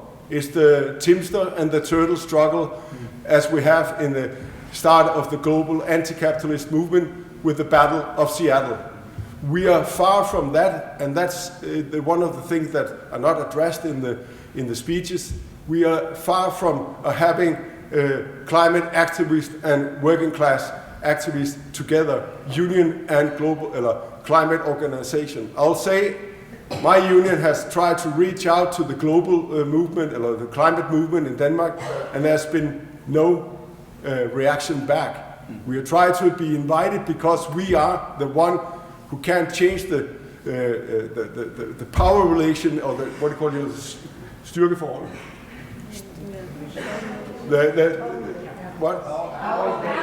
The power gap between the climate movement and the capitalists. And the working class is the one who can change that power relation to the climate struggle. So I want to put out some things. I think that, I don't know, there was something I read in Matthew's book I don't agree on, but I agree in his general approach.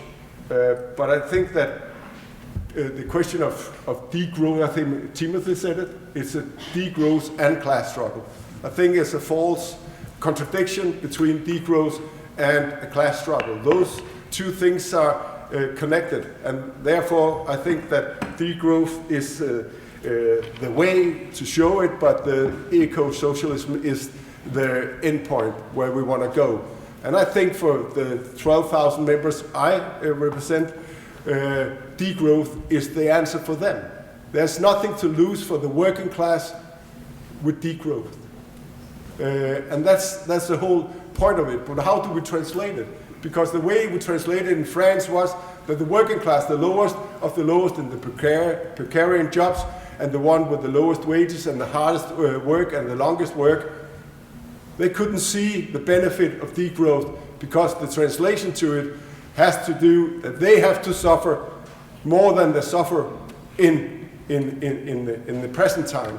And that's, I think, that is the climate movement's big question. How do we build bridges to the working class and make their dreams for a better world and a more just world to a thing they want to say their struggle, the climate movement struggle, is our struggle, and we have to struggle together. So, what I want to ask, I don't understand what the beef is between Timothee and Matthew and Max. I listen to you and I think, what's the beef? I know some of the beef people have with some of the things that Matthew is writing. I read some article against it, but I can't see the beef. But what I want to ask you about, how do you want to go from the greatest idea, because I taught in this building that it only takes 5 minutes to explain socialism, but it takes decades to win everybody for the cause of socialism. So how do you guys want to make all your great ideas and perspective into something where we can unite common people, and most of all the working class, even if they are, some of them in the professional class, to stand shoulder with shoulder? And for me, the last thing I say in this is, for me, the centrality of this is strike. The centrality is also what Matthew raised, the question of production. The only people who can stop the production is the working class. Nobody else. And I agree with the change of the strategic sector. Today in Denmark, the strongest part of the working class is the public servant. The nurses, the pedagogues, the socio assistants, and so forth, they have the strength. If we go on total strike, nothing is going to work in this society. What the industrial worker did for 50 years, or 60 years, or 70 years ago, that is what the public workers and the female-led public workers. And that's one of the things that you have to tap into and communicate with. You have to build from the bottom up and see if we want to have a just world, it starts and ends with the working class, and most of all, in the central of Europe, it starts with the public servant. And they are the key strategic to change the whole dynamic between the growth and neoliberal capitalist agenda and the hope for a just world, and also to make solidarity with the global south. Thanks.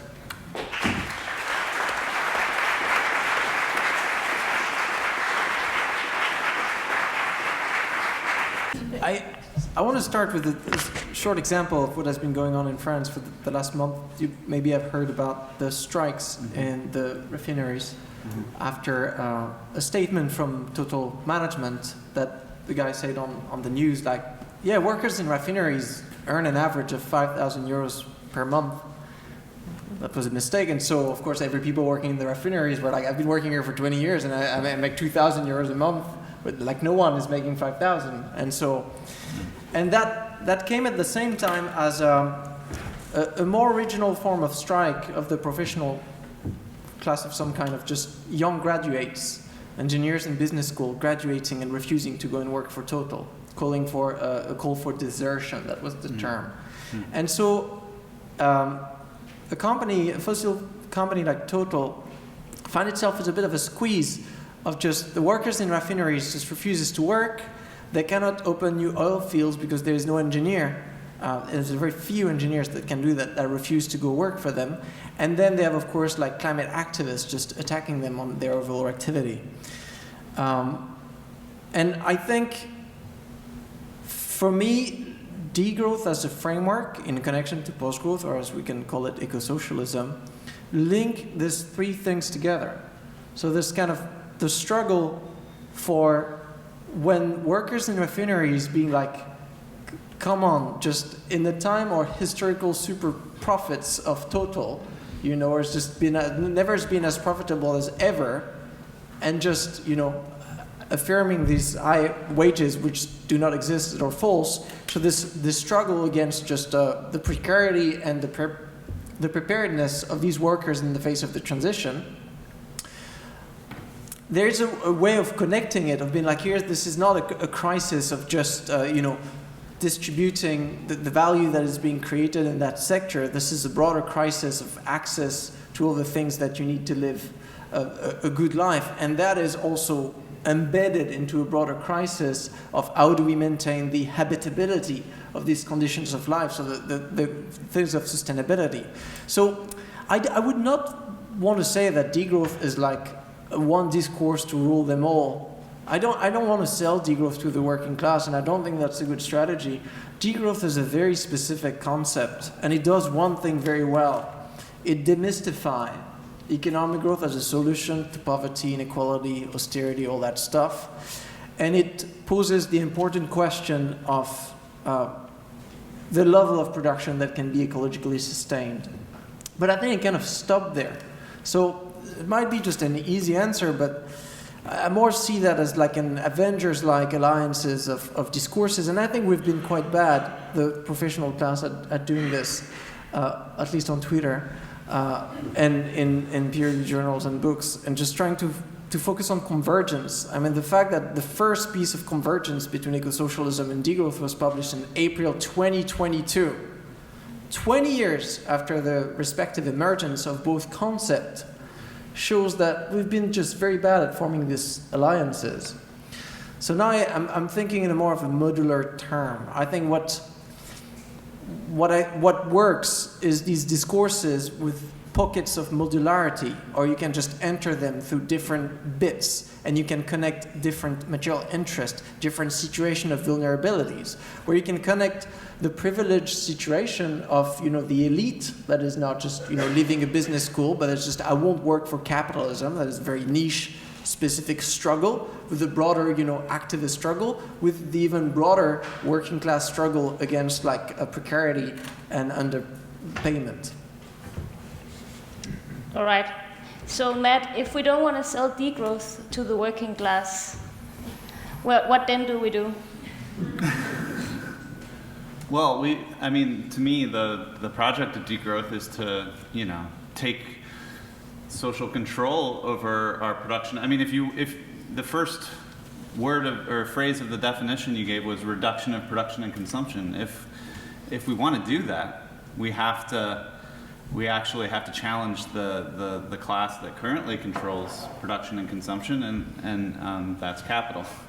And so, we might not want to sell it to the working class, but if we want to actually be able to have more social control over our metabolism with nature, and that's fundamentally what eco-socialism is about, we have to actually be able to sell our politics to the mass majority of workers and the working class. So I think the fact that the definition starts with a word, reduction, which is sort of what I'm saying, that the degrowth is always emphasizing less. And that makes a lot of sense to people like us that are very concerned about the ecological crisis, that see that there's a lot of overproduction and overconsumption and want to see a scaling down of our impacts. It makes a ton of sense to people like us. But for a wider set of people struggling to make ends meet, the first word you shout at them is reduction. It's not necessarily going to resonate in a way that it might with us, right? And so I really also wanted to reflect on Birgitte's points about responsibility and how we build a movement where people actually take responsibility for collectively shaping this relation we have with the natural world, which is how I see it. And to me, I think that shouldn't be necessarily about trying to get people to think about how their lifestyles, are connected to all this bad stuff and make them feel sort of bad, right? I think ultimately political organizing is about really trying to convince people to take responsibility for organizing, which is really hard. And people have to join organizations. They have to, put in grunt work like organizing call sheets and door knocking turfs and organizing means it doesn't work unless everyone has a role and takes responsibility for building a political movement. And so that's a kind of in political organizing, sometimes our comrades shame each other, like, hey, you're not putting in your part of the deal here in terms of like putting in that work that needs to be done to build a movement. And also, just if I can say one last thing, I just really want to boost what Jan was saying about the strike and that the workers have this power that I think, especially in the United States, but all over the industrial world, the workers have forgotten that they have this power. Jane McAlevey has this line that she learned from a union leader where a strike is like a muscle. If you don't exercise it, it atrophies. And if you look, at least in the US, the amount of strikes that have happened has just fallen off a cliff since the 1980s. But when workers strike, they realize this power that they just always have, but neoliberal atomizing capitalism has sort of disorganized workers so that they don't even know they have this power. So, in West Virginia, in 2018, some teachers went on strike. They shut down the school system in West Virginia. They had a set of radical demands in a right-wing state run by Republicans, and they went on strike and they won their demands in 2 weeks. That's power. and recently the railroad strikers in the US were threatening to go on strike, and that got Joe Biden to stay up all night, freaking out, calling people, we got to prevent this. That's power, forcing Joe Biden, let's be clear, very getting up there in age, to stay up all night to try to prevent this strike, that's power. And so workers have this power the more they organize it and organize it into ways that learn how to strategically harness this power.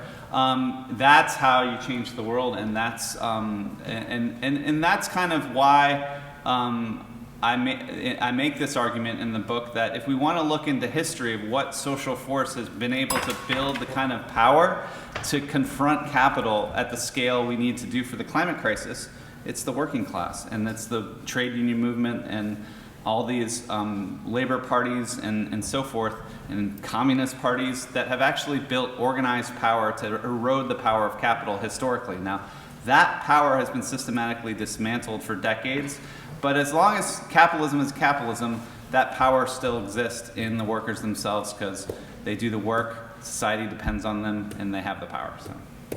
Thank you.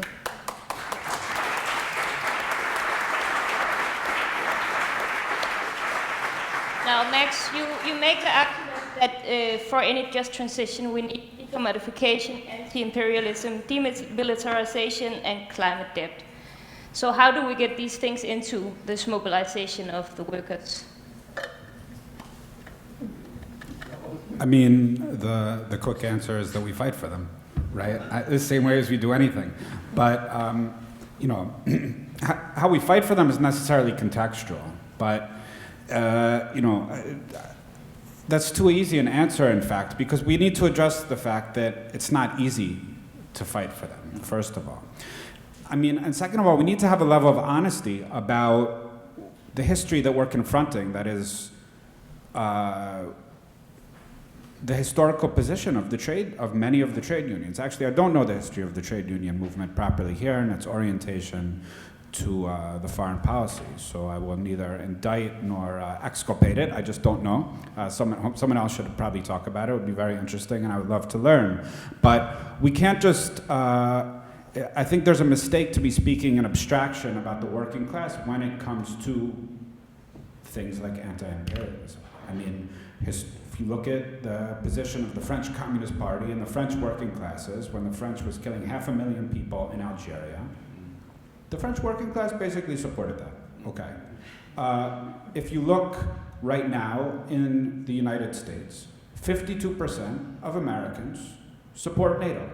I mean, NATO is an instrument of imperialism and imperialist monopoly capital domination.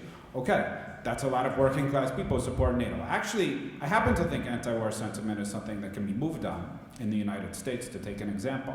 But I think when we just say the working class, we can enter problems by not dealing with the actual terrain of struggle that the working class is, and the history of the working class. I mean, the AFL-CIO is a major supporter of US imperialism.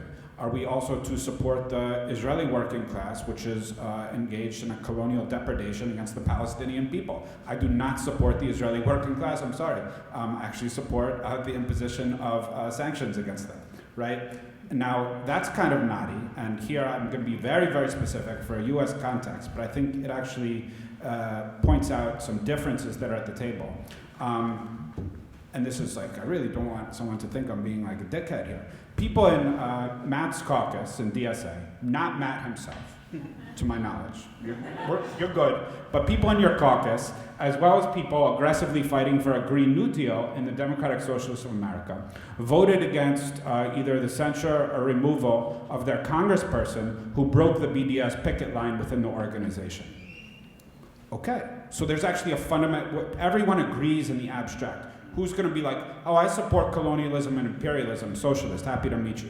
Come on. Nobody is going to say that, right? Everyone agrees on these programs in the abstract. When it gets to the concrete, they're like, oh, but this was really complicated. We have a very specific algebraic, topological, mathematical equation to tell you why this surrender on the rights of people living under imperialist sanctions and colonization, well, we really needed to compromise on this because that's how we build a socialism. Come on, right? When you get to the concrete, that's where that's also the class struggle, right? And if people are willing to compromise it, then they are in fact not committed to the anti-colonial and anti-imperial principles. I mean, sorry, like right now, of course, Denmark, like every European state, is very closely allied with Israel. How are the Palestinians going to build eco-socialism when Israel is putting them under a colonial domination, right? This is like, the union question is not, the strike is not really, I mean, strike is part of anti-colonial struggle, but right, there's other levels of struggle that intermediate between this. And for the record, I definitely think the northern working class should definitely have good lives. I'm totally on board with it. But we need to recognize, one, that there is a system of value transfer, okay? I don't think that directly enters our, that can affect political work. And there's a reason these unions are set up to support imperialism and colonialism time and time again. Doesn't mean the members of the unions are going to necessarily be on board with it, but it means there's a process of political struggle to actually build hegemony for the anti-imperial and anti-colonial positions, and that political struggle needs to be placed foremost alongside all the other struggles that we find valuable.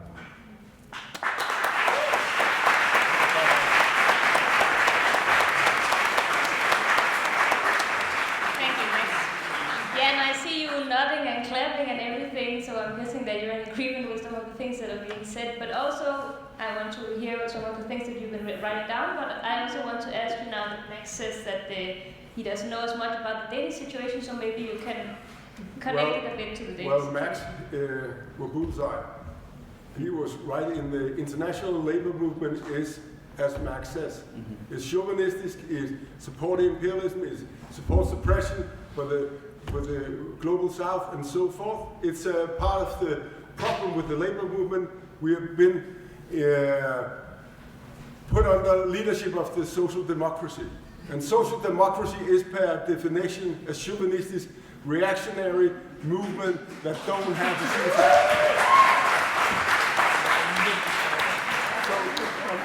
a I agree, but I want to just challenge. I mean that degrowth, in the terms I understand, because we just have the discussion in the leadership of the union I represent. And I think it's all about equality, redistribution, and I think that will benefit the global south and the global north, the working class. So, and it will benefit women, it will benefit children, and so forth. My issue with a lot of the way that the climate movement and left intellectual communicate is they don't talk to the worker in the local factory or in a dispatch town or district. We see it here, the United Red-Green Alliance, I'm a member, is a totally professional class party, has no ambition to talk to the working class. They have no inspiration and a hope for the working class. They seem as on the same line as every other person who has a problem or a conflict. They don't have an anti-capitalist agenda. So I agree with Max. We have to talk all about what is hurting and is difficult to get to something clear and much more realistic. But I'll just say about the strike, because I was in a debate recently with 4 top social democratic labor union leaders, and that's always a joy because they know nothing about the labor movement's history. But one of the things is that one of them said, Jan, you have too much fetish about strike. But if you look at the global and the national labor movement, is that the only thing that has given us collective results for the progressive side is strike. Mass strike and mass movement. And the only thing that changed conscience, move values and perspective are collective action and mass collective action. One of the critics of Matt's view is there is no collective working class conscience, and that's bullshit. But we have seen a lot of examples of where the working class has moved together. But if the local struggle in Denmark don't have an international and anti-capitalistic and anti-imperialistic agenda, we don't reach out. But I'll just say I'm old enough to live under the miners' strike in Britain in 83 and 84, and the Danish working class collected more than 1 million. At that time, there was a lot of money to give to the striking workers, and we have lost the solidarity, we have lost the anti-imperialism, and that's come back to the finish line here. I'll just say that Max is right. If we want to have a labor movement change the world, we also need parties, an organization that have an anti-imperialistic, anti-racist, and anti-capitalistic agenda. And our problem together here is we don't convince enough people to do it. But my thing is, I'm always talking for the collective action. I'll see people change in a very short time, going from a racist perspective, an anti-union perspective, a liberal perspective to go and move to socialist and radical left perspective, and it only are taking them a few weeks of strike, and that's what Lenin says there down there. And one day of strike gives you more knowledge of the society than 10 years at university. I'll just say it. What does this make you think of? Like, how can you use this as a climate activist in a Danish context?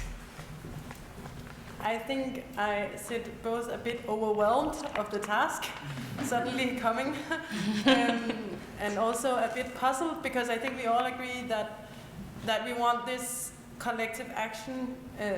Very much love all your words. Want collective action that's anti-racist and everything, but I also grew up in the time after the miners' strike, and I'm not from a political home, so maybe I just missed it. But I never saw this big workers' force in Denmark. And I'm asking, I mean, it was here, we are sitting in it, and we have seen what changes it made in our society. But I'm also asking what happened to it after Thatcher and Reagan and all of neoliberalism coming in. Like, do we actually have a fundament to call out for in this anti-racist climate justice struggle? Or do we first need to build that? And then how do we do that? I think we come back to the same problem, or at least the problem that I take from here, that, I mean, it's not a new thing that we are living in a colonial world. We did that for hundreds of years, and it has always been obvious if you were looking, and apparently we didn't want to look, because the science was there, as you say. So do we just not care? Like, I mean, is it only small pockets of society that cares?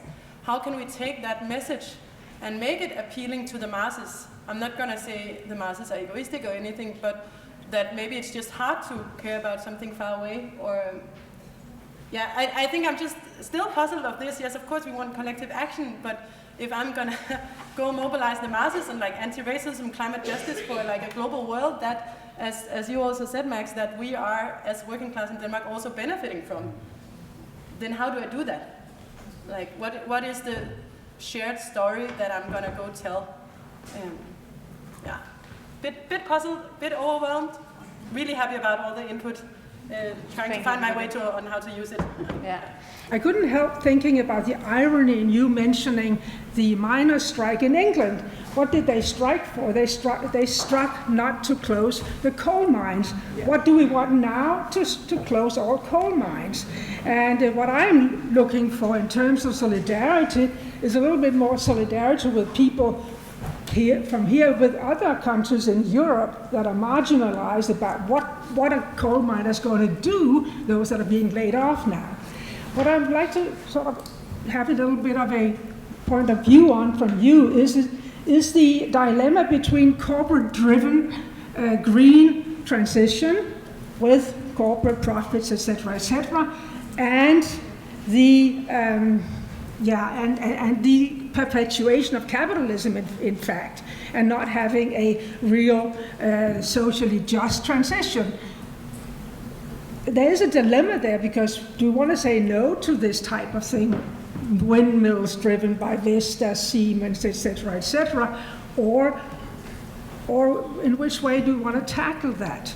Also, I do need a little bit of a reflection on what is going on right now, where we have great transformations in the economy going on, deglobalization and crisis. I mean, interpreted as inflation crisis, but in fact, a capitalist crisis. What opportunities are given by that? I don't think you've really reflected on that, because I think that there are some opportunities there, and that, of course, also for other labor movement to come up. Thank you. I'm a bit I don't know how to say it. I'm not, my English is not very good, but I'm a bit disappointed, I think, in the way you talk about the working class, the way you talk about the unions, and quite frankly, I think this is the problem. This is the problem right here, when a group of intellectuals talking about the working class being racist and pro-imperialistic and all of these things, I think it's untasteful, actually. And I would like to say that a lot of unions, of course I know that the top of the unions, the top of the top, we can talk about that, but let's talk about the active people in the unions. Let's talk about the active clubs around the country. We have a lot of unions with international international committees in them, which are working with international solidarity. Our biggest union in Denmark have an office in Palestine for only working with solidarity with the Palestinians. So this is kind of what I want to say, that please don't antagonize. And if you want to work together with someone, the most important thing, the first and foremost thing you have to do is listen. Yes. If you want anybody to listen to what you say, you have to listen to what they have to say. And you have to keep in mind that maybe you don't have all the right answers just because you went a lot of years to school. Thank you. You got to be clear that there's a lot of sort of smug elitism in the professional class toward the working class masses, and I can't tell you, I've been giving talks around this book for a few months now, particularly when I go to universities and academia. Almost invariably, the first question I get is, you realize all these working class people are dumb and racist, right? and there's a certain patronizing, kind of smug way in which we think about the masses of people in these societies. And then when working class people start voting for the right, we wonder why. So I think we need to, from just a very basic principle, that it's a humanist principle that people are good and they're trying hard to make it in that very alienating and oppressive capitalist system, and that we need to be respectful of people and sort of try to, and I totally agree with you that the primary first step of any organizing is listening. Not going into unions and saying, hey, unions, we need to do this radical climate thing like by 2025 or we're all going to burn. No, unions, what do you think we should do about climate change? And then build from the listening and hearing other perspectives and really taking it seriously. If I can just say, someone was talking about strikes. I wrote down strikes. The coal mines. Yeah. So, of course, coal workers would go on strike to keep their jobs, but workers go on strikes for all sorts of reasons. There was a resolution in the Massachusetts Teachers Association to organize a national teacher strike for a Green New Deal. It didn't come to fruition because they needed more organizing, but that was the impetus.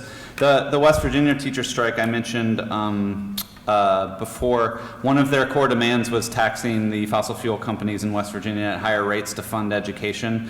And one thing I brought up in my book that I still can't believe is true, but French utility workers, Timothee, I discovered they use their power as electricity workers to shut off the power to Amazon warehouses in the middle of the Christmas shopping season to actually resist Macron's reactionary neoliberal pension reform plans he was trying to push through. And they did this not to try to get better wages for electricity workers or better benefits or even better. They did it in solidarity with the larger French working class that wanted to say, F no to Macron's neoliberal reactionary plans. So that's power, shutting off Amazon's electricity and forcing Macron to answer. That's the power of the strike, to create these crises that force people in power to have to respond to us. So.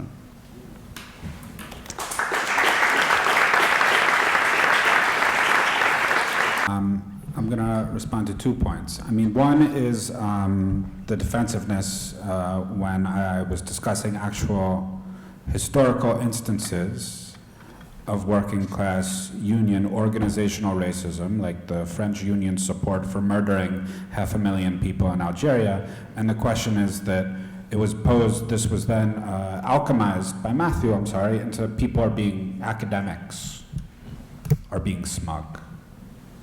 Can we get a grip?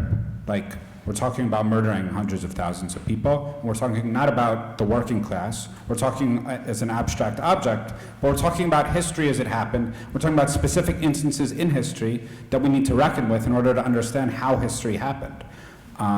This is not, no one, I think we should move away from speaking blithely of a homogenized working class, but we should also recognize that there's an aspect of imperial privilege, if you want to divert the conversation from actual historical instances of organized labor complicity with murder and colonialism and imperialism, like the historical actions of the AFL-CIO in the United States, and to say we're hurting people's feelings. I think this, in America we have a word that we use the word gaslighting for this, this rhetorical operation. In terms of the current crisis, I mean, in terms of opening up space for transition, I'm not convinced. I mean, it seems to me that the current crisis is largely being taken advantage of by the right, especially in Europe, rather than the left. Correct me if I'm wrong, but it seems to me that largely the left are in line with European militarization and orientation towards Russia and Ukraine, and that there is a demagogical partial opposition to some of these measures, and it's being capitalized upon by the right. And I think this is a failure of anti-imperialism to some extent. That's my perspective. Yeah.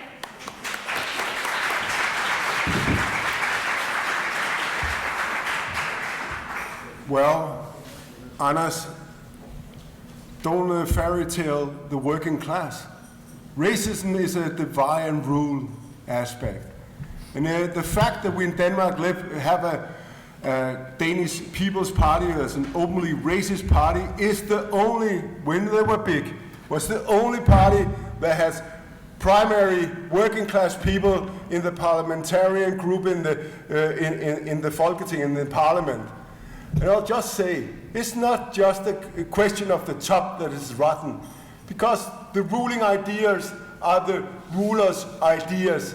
And there's a lot, my union as well has a lot of solidarity, but you mentioned one union. One union has an international solidarity work. Today, a lot of unions, my national union as well, has ripped off all kinds of international solidarity.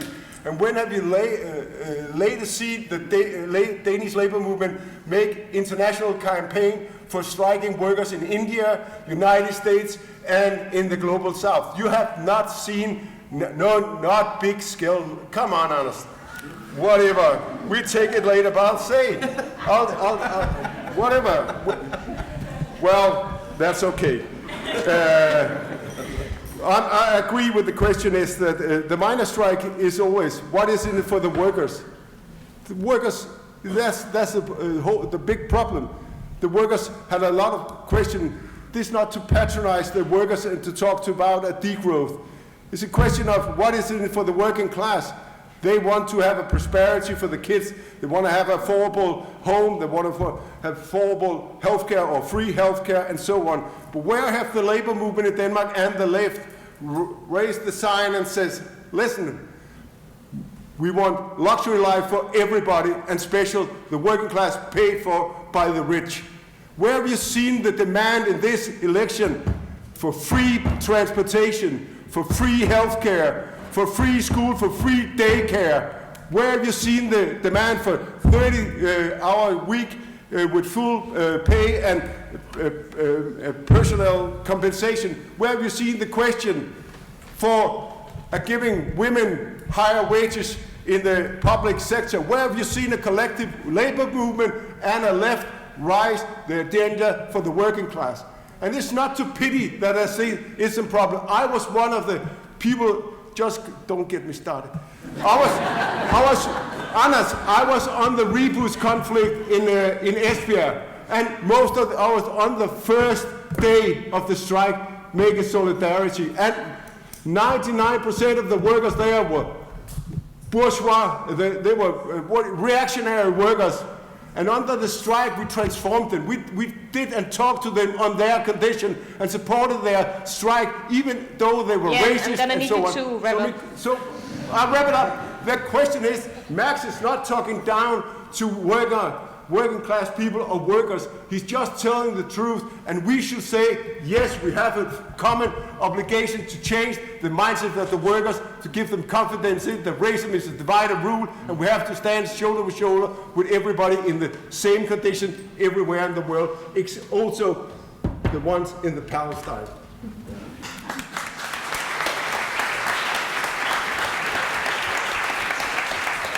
Birgitte?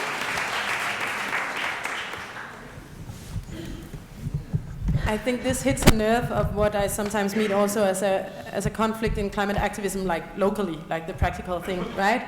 That you end up talking about racism or other things like feminism or whatever and accuse someone for being wrong. And I think like there's no getting around that the climate crisis is super racist by its core, and that all of us are complicit in that racism. I mean, also now we talk as like the whole professional classes, like climate activists, and the working classes not. I think we could, for sure, there are a lot of my university friends not in the climate activism, and also not in the not in anti-racism. I think my point is, like coming down to the ground, what I really wish to see for our movement locally when we go practice activism is that we don't talk about racists, but that we talk about racism. That we don't accuse someone for like, you're racist because you said that, but acknowledge that racism is within all of us. And therefore it's fair that it's mentioned if we act. And that also brings it to something that we can acknowledge we have to work with. And that comes to a lot of other different things as well. And with that comes smashing the idea that is maybe also proposed by the professional class, or maybe not, I'm not sure. But definitely proposed by neoliberalism, that we have to be perfect. And that we have to know everything beforehand.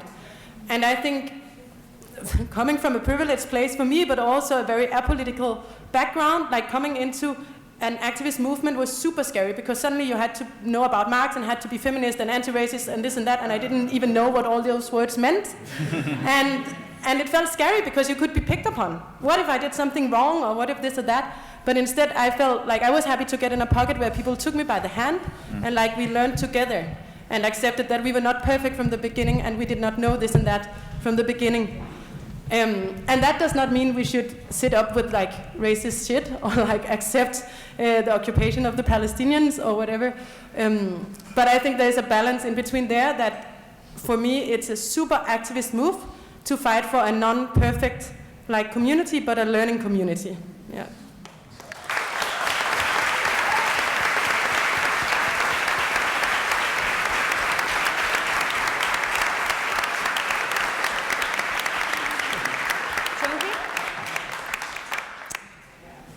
I feel slightly under-equipped in terms of experience, and I mean, I haven't left universities in the last 15 years, so it's all I know.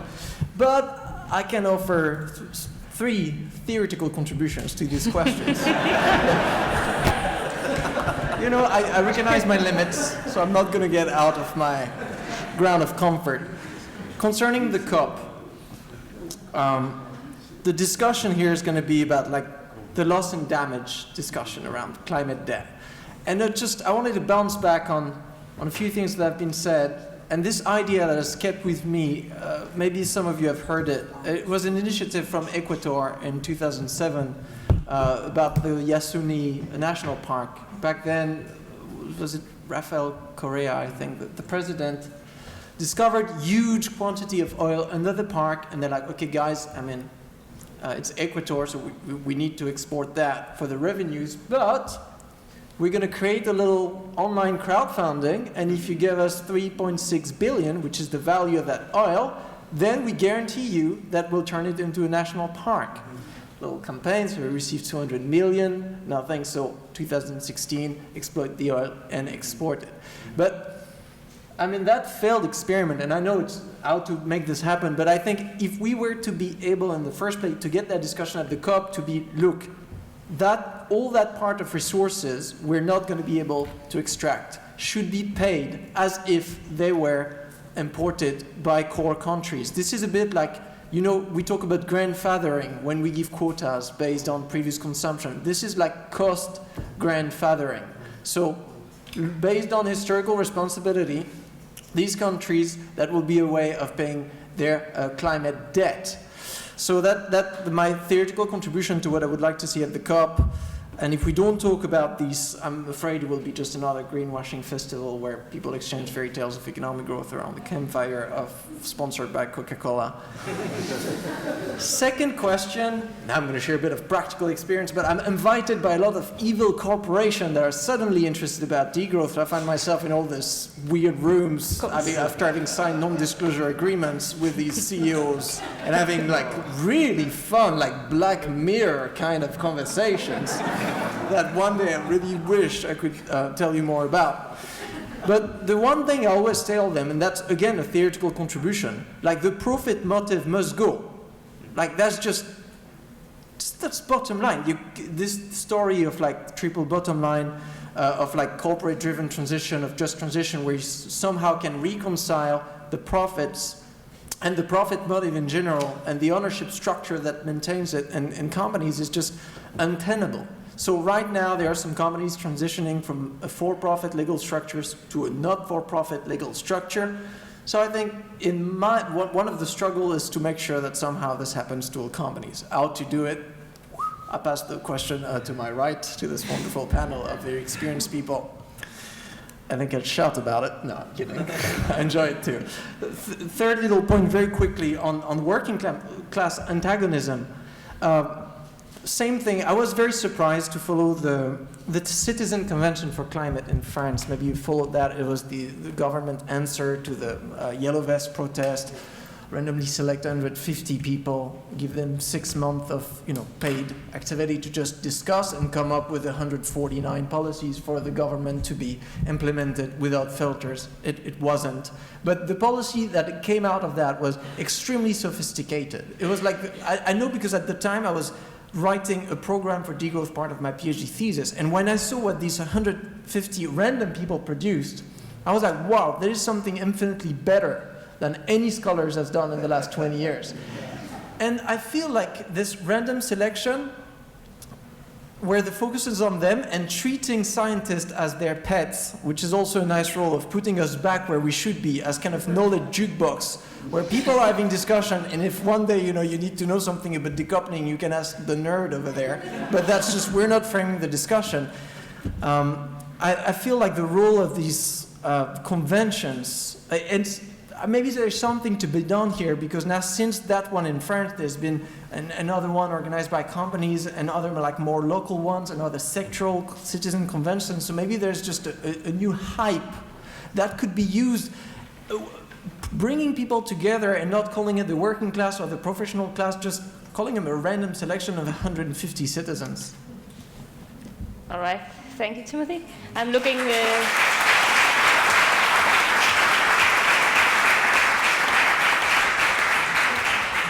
I'm looking forward to see how Total uses degrowth in their next marketing campaign. How they're going to get about that. All right, so we'll take a question from the person in the blue shirt down here.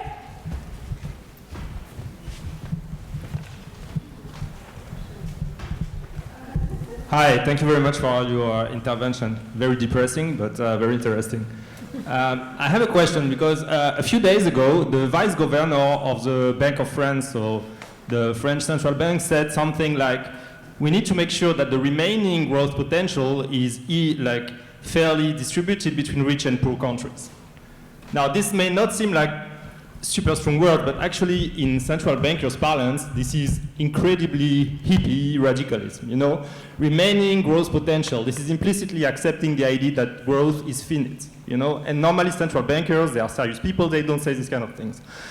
But so initially I was really super hyped about this, but then I thought, wait a minute, because those people, they are not going to implement degrowth or post-growth in the way we would like it to implement it. So my question is, how to make sure that any post-growth transition remains progressive and not highly regressive? Because let's remember that capitalism is very good at dealing with scarcity. Thank you very much. And we'll take one down here.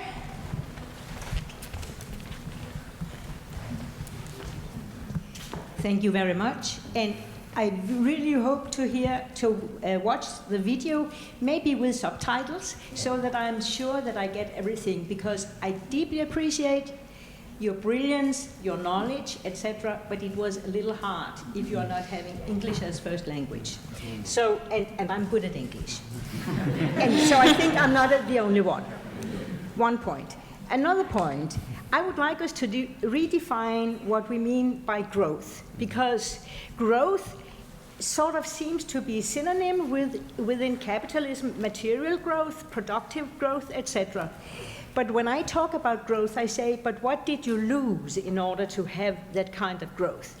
Very often you lose connections, relationships, meaning, a knowledge of the make a difference. So what can we gain? What kind of growth could we work against? Yes, we could work for growth in solidarity, in caring, in connection, in relationships, etc. We could, in Denmark, people who commit suicide, people who are dis-thriving is very high. So I think a very high price has been paid in order to have more material. One thing. The other thing is, how do we reach people we disagree with? It's my absolute experience that people don't change if they are yelled at, or blamed, or criticized, or told. So I'm very much in line of what you talks about. We need to listen, in particular to those we disagree with. And we need to reach out to those we don't belong to the same club as. And I see it in my political party. I'm also Red Green Alliance. I like my party because deep down there's a revolutionary aspect, but yeah. And I'm not eager to criticize and blame in public those who do a big piece of work in order to make things function. I'm rather interested in how can I support a direction that is more revolutionary and definitely changing. So how do we reach out to those we disagree with, to those that are different from us, who those who speak a different language, who those who have a different skin color, who those that we do not easily find it to, and whom we don't approach in order to save them, but want to learn from them, because they have experiences and they have ideas that we might be better equipped to save the world and change the world than the ones we have. So, to be honest, this is not a lot of question, but sort of a statement. Yeah, thank you. Thank you. And then we have a question a little bit down in the middle. Yeah. Thank you so much. And also, first of all, I just want to share how stoked I am that so many people want to spend their Saturday talking about capitalism, because I don't think we experience that a lot in Denmark, and I'm really happy about that. And I hope we can continue these discussions, speaking about the central, my question is to you, Matthew, and also thanks to everybody for amazing contributions, all the 5 of you. I have a question regarding your, how, Jan is calling it like the beef. He's not understanding the beef between like degrowth and class struggle. And I guess I share a bit that wonderment, because to some extent I find it fair to say that degrowth can be an elitarian approach or some kind of in academia and all of that. But to me, as I understand degrowth, it comes from like indigenous cultures, practices, like I could refer to the Zapatistas, who talk about a dignified life, a good life and not a better life. Some mention buen vivir, like the concepts of cultures and nationhoods that were there much more, like before colonization and industrialization, etc. To me, that's degrowth. That's like finding the essence of a good life in connection with nature. So I'm just wondering why you're not including like that to amplify degrowth, because I understand the criticism about seeing it as an elitarian approach, but that's only if you understand it in that way. I don't know if you understand my question. I'm just wondering why not include like who we should learn from. who are the indigenous cultures and nationhoods. Not to romanticize it at all, but there's so much to learn and for us to unlearn. Yeah.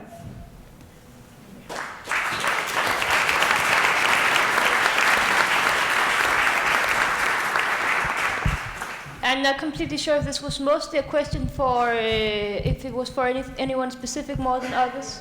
For Matthew. All right, we'll start there, Matt. Do you want to respond?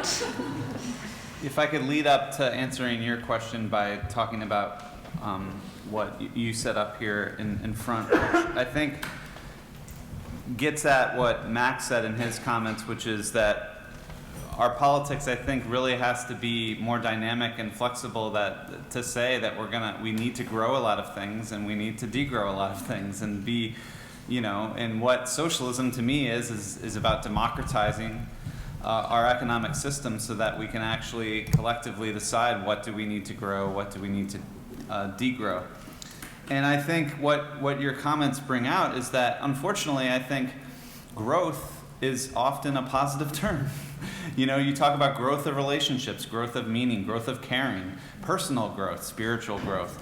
So we need to talk about all this growth we want to see in the world, and that includes, as the next question pointed out, like learning from other cultural life ways of relating to nature that can help us grow our sustainability. So I don't think we should let capitalism monopolize the term growth. We should have a politics of growth that isn't just narrowly about GDP and monetary statistical analyses of growth.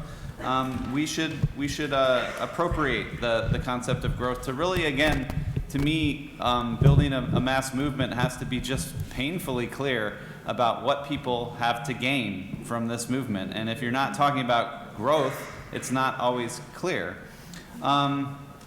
So one of the beefs I have is that if we are to democratize our economy, we can't say ahead of time there's going to be a reduction of production and consumption. And that definitional concept of degrowth is a bit presumptuous about what we actually decide. One time Jason Hickel called it a democratic planned reduction, but if it's democratic, we might decide that because there are 3.3 billion people that consume less electricity than your refrigerator, we might have to have an overall growth of production to try to deal with the amount of widespread poverty around the world, to try to give everyone this decommodified social rights that Max was talking about. Or we might decide the ecological crisis is such we do have to reduce, right? But we can't say ahead of time. That's what democracy is about. And if we want to get into that democratic discussion and fight for, a particular scientific understanding that calls for reduction, then we have to win that politically, right? We can't just presume that that's what we have to do. I see degrowth as a very, I've been clear about this, a very academic, professional class movement that talks about degrowth, but of course they are learning from and connecting with decolonial, anti-colonial movements amongst indigenous peoples and other types of livelihoods that are trying to, or that have for millennia developed sustainable relationships with the land, and I think we do have to learn from those relationships. What I have also noticed is there's a lot of indigenous struggles that are fighting for their land and for their sovereignty, as Max said, over land and over their livelihood. And as it happens, it turns out oftentimes they're fighting the same people I keep talking about, capitalists. In Standing Rock, they were fighting this capitalist pipeline company that wanted to install Dakota Access Pipeline, and they succeeded. That pipeline now carries oil and spills oil sometimes into the water of those indigenous tribes. So if they are fighting against capital, and we are fighting against capital to get them to stop burning the planet down, we have to build solidarity. We have to build a mass movement that can defeat capital for indigenous people, for people across the planet, for workers, for everyone. And so that kind of understanding of a common enemy and building solidarity and a set of common interests to build that kind of movement is what we actually have to do. Because unfortunately, capital has been quite successful in dispossessing the land and water of indigenous peoples and peasants and so forth all across the global south, for particularly during the neoliberal period. They've been very successful. So we actually have to be able to build an internationalist movement that can defeat capital in all its places of domination.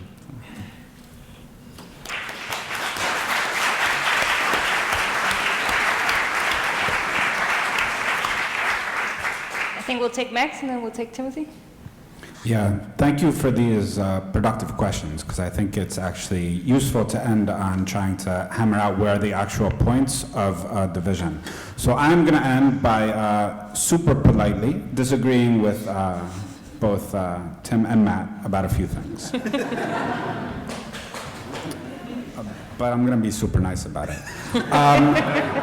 Yeah, well, I'm going to try to be super nice, let's be honest. So this question of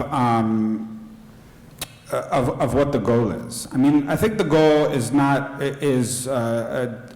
democratization, but is the socialization and decommodification of the means of production, to put them under popular working class control. This is one thing. Now, to my knowledge, this is not a very popular program. Either it's not perceived as feasible, or people will just think it's weird amongst large sections of also northern working classes at the current moment. I think that's like, otherwise we would be like doing a lot better, right? So I have to take a small issue in the general sense that that this kind of a notion of democracy, which means that one isn't going to other people with a preconceived program. I think this is one idea of democracy, but I don't think it's a very productive version of democracy for eco-socialism, where one does, I think, need some sense of what types of production are and are not feasible under a democratically planned economy. I also, and I'm going to be a little provocative here, Matt, I don't quite think you believe that, because I know you believe in getting rid of oil and gas production. So you do believe in getting rid of certain forms of production, and like I'm pretty sure. If not, I think you're at the wrong panel. But I don't, I straight up know that you don't. I know you don't. That you do think that. So I just don't think you're. I think there's a deep internal inconsistency in that approach, which I can't get behind. And I think when this touches on questions, for example, where we've had there are sharp divisions about industrial farming. I mean. In fact, I think there are situations where you might need to do certain amounts of industrial farming in the third world. But nevertheless, the industrial farming is deeply implicated in the biodiversity crisis. The science on it is very clear. The rate of species extinctions, especially because of the use of pesticides, but also broader poisoning of the environment, is very clear. And if I have no idea what the popular perception of that is in any country of the world. I haven't looked at polls about it, but I, as an eco-socialist, am going to be like, we need to transition away from that. And I'm going to fight for that, but I'm also going to be like, I'm not going to be like, well, first we're going to democratize farming, and then we're going to decide if we want to shift away from it. No, I'm going to go in being honest about what my intentions are, right? I think that's super important. And so this is a point of division. In terms of the point of difference with some of the degrowth, I mean, I do not, and I think, again, we have to be blunt here. It is not a coincidence that there are attempts by the ruling class to recuperate, that is, to adopt certain aspects of the degrowth rhetoric, right?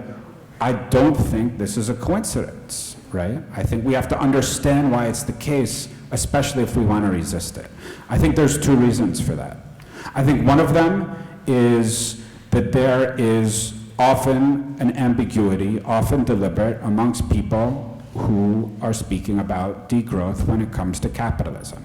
I think there are very anti-capitalist and anti-colonial degrowthers, and I think there's degrowthers who kind of don't really talk about capitalism, right?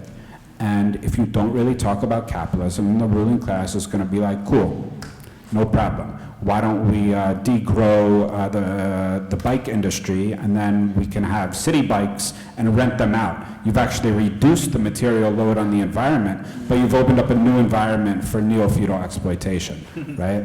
Okay, I'm not saying any specific degrowth wants that person, but I'm saying that this is what, there's a reason it's being adapted. And I think also, we have to be very careful about spreading this to the north and the south, and thinking about whether it flies. I mean, first of all, David Graeber was notoriously anti-Marxist, and his notion of bullshit jobs, I mean, were the corporations not aware of who they were employing? Like, were they like, we're gonna pay this guy to do a bullshit job? No, they were like, okay, this is gonna be a means of, we're gonna make some surplus value from this process, right? That's my general feeling about David Graeber.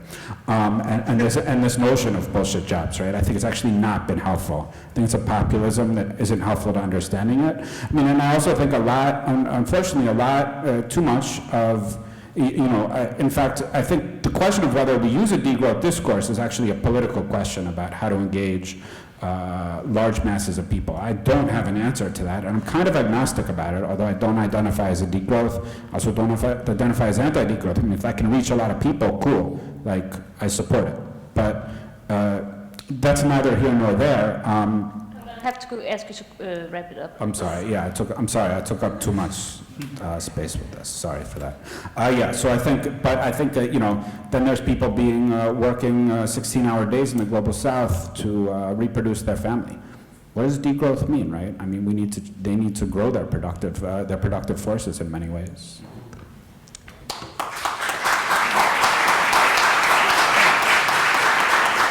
Timothee? The word growth is confusing. I don't think we should grow things in the first place. It's a quantitative, mathematical term. If we're striving for something, just as you were speaking, I was imagining a few words. Let's strive for sufficiency, abundance, prosperity, happiness, buen vivir, common good, thriving, resonance, well-being, development.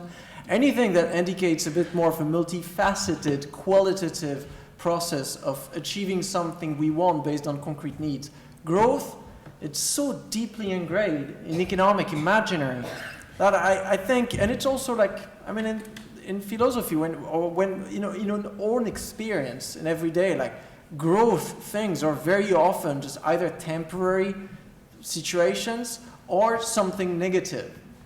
Like when you get, that's Kate Raworth, when you say you get diagnosed a growth when you go to the doctor. It's not a good thing. So I feel like this notion of balance have much more power to educate or desire for an alternative economic system based on sufficiency.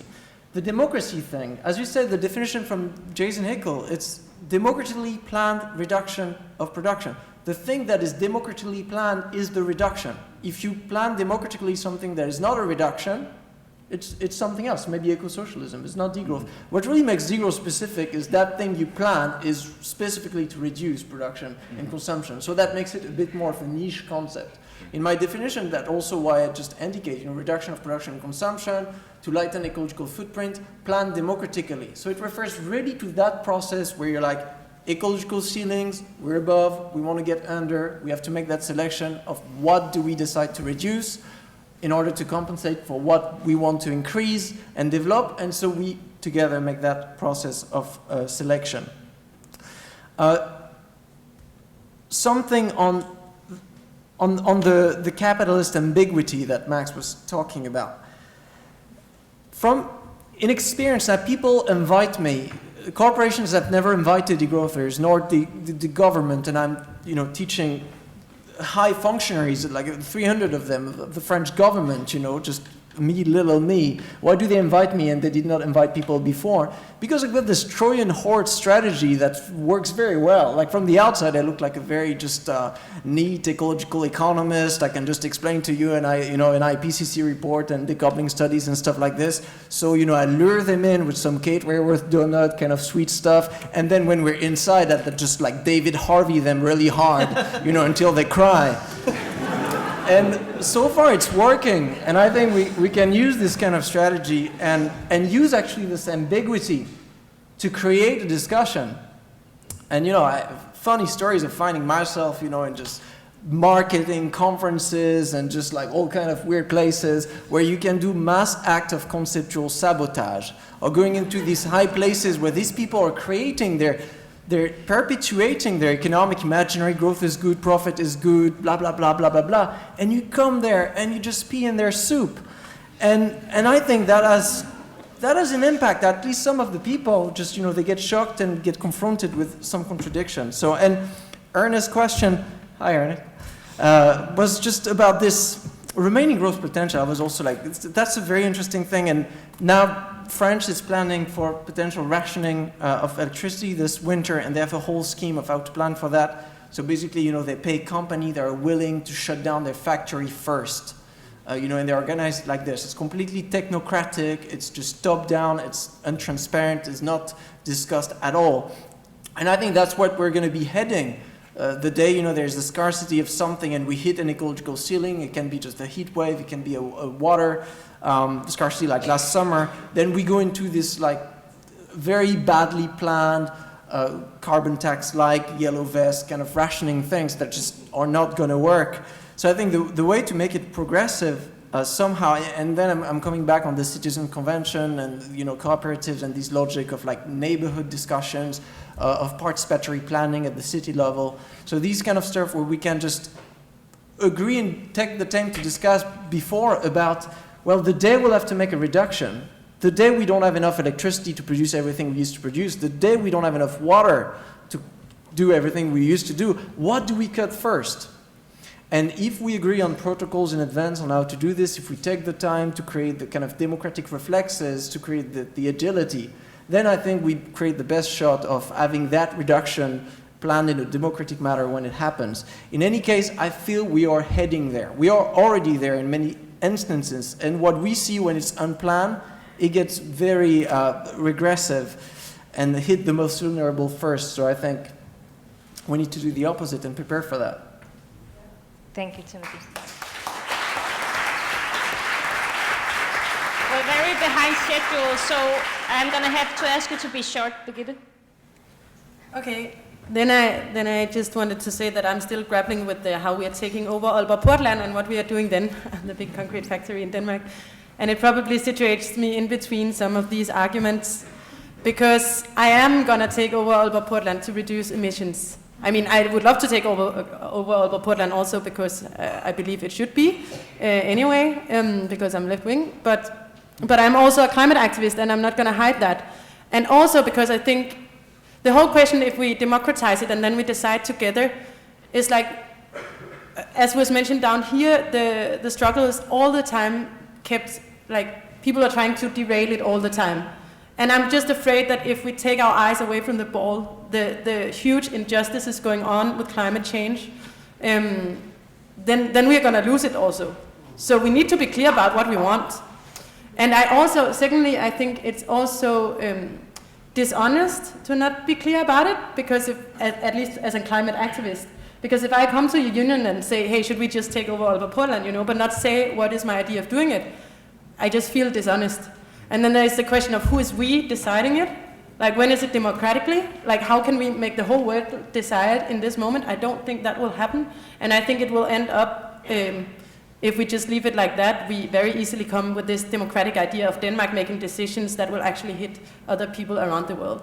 So just to say, I really want to keep the eye on the ball, because I do believe there is going to be a material less for the masses in Denmark, who are maybe not the same as the masses in the US. And I want to be honest about that. And then I think I also want to take this idea that we need to then focus on what is actually, what comes with it. And like how can we actually talk about the basic needs? Talk with the worker class, like listen in, go ask, what do you need in this transition? What is important? Have that targeting the capitalist class. So I'm really inspired by all of that. But I wanted to meet also the need I see as a climate activist in a completely unjust world. Yeah, we'll be doing it there.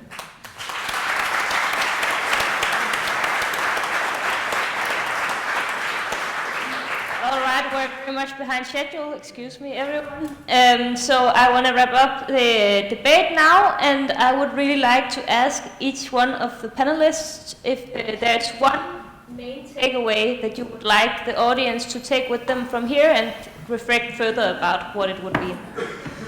We can start with you, Timothee. Oh. Unless someone else has something immediately.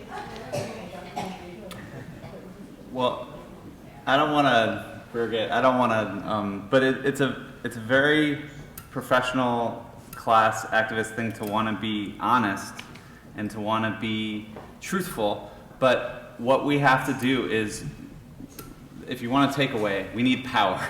We need power. So we can be honest, but we can also try to frame our politics in ways that, again, emphasize what Timothee talked about in that eco-socialist degrowth. You know, we want a new mode of living, but we can emphasize the good parts of it, right? And not say, you know, not say we're gonna give you materially less. Like, that's not a way to win, and we gotta win, right? We need to build, and you know, like in this building there's propaganda posters. You know, you could say that's dishonest, but it's about, the movements had those for they tried to convey messages and winning, you know, inspiring slogans that really got people excited about joining a movement. So I think we got to win. We need way more power than we have, and for that we need to really just emphasize what people have to gain from this kind of movement. So I'll stop there. Thanks.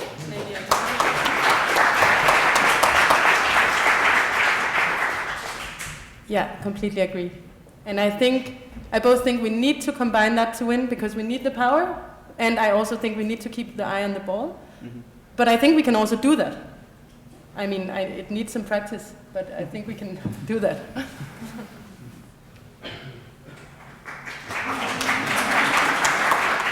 Next.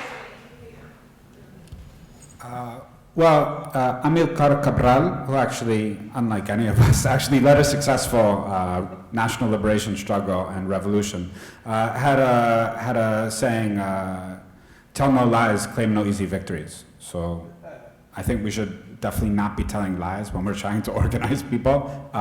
There's always different ways to tell the truth, it's absolutely sure, but we need to represent things in a clear way. And the takeaway for here, beyond that, is we need to be clear about who is we and what kind of we do we actually want to constitute as a political project. Or if you want to build an internationalism that actually is committed to the taking account of difference and is committed to the actual real dissolution of hierarchies amongst nations, along with the abolition of capital. And we need to be serious about what that looks like. Thanks.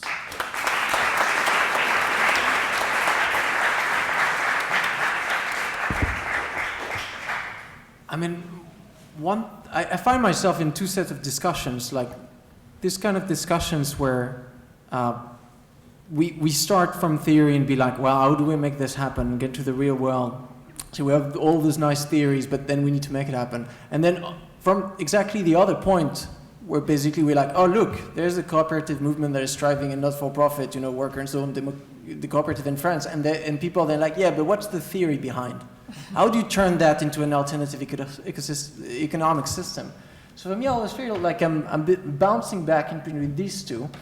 And so what I'm taking from this, and this is my head running right now, is how to avoid being bounced back from always being like, oh, you don't have theoretical backing for what you want, or you don't have real life initiatives in the ground of that. How do we manage to connect these two?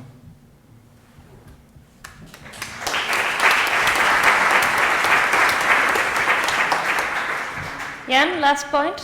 Oh, what Timothee said, we need our intellectuals. We don't have to bash people that are knowledge, making professors a PhD. We need them. Our movement, the working class movement and the labor movement, have always been set pride in our intellectuals that had the time and the knowledge to give us inspiration on our strategic and concrete struggle. That's the one point. The second point, it never lied to the working class. Never lied. They called bullshit. They just did it to this national election, and they even called it for the Red-Green Alliance. If you look like a social democracy, act like a fucking social democracy. Or if you want to be a socialist, act like 100% socialist. Working class never take bullshit. They go for the real stuff, and if you don't have an alternative, they will choose Islamophobia, racism, and other reactionary shit. So what I'm saying, we need more discussions like this. I don't see, maybe you do, I'm always working to people, all my life I've worked with people to the right of me. So I don't see any beef between you three guys. I just see we need more discussions. And I think this is, for me, when I saw it, we need a lot more of this in Denmark because we are intellectual wasteland and we need more intellectuals who debate these things and make strategy, and we need more dialogue we have between trade unionists, working class people and the intellectuals for the professional class. The sharper we will, and maybe we can build a radical left in this country that's worth its name, and a labor movement that fight for the working class every fucking day. Thanks.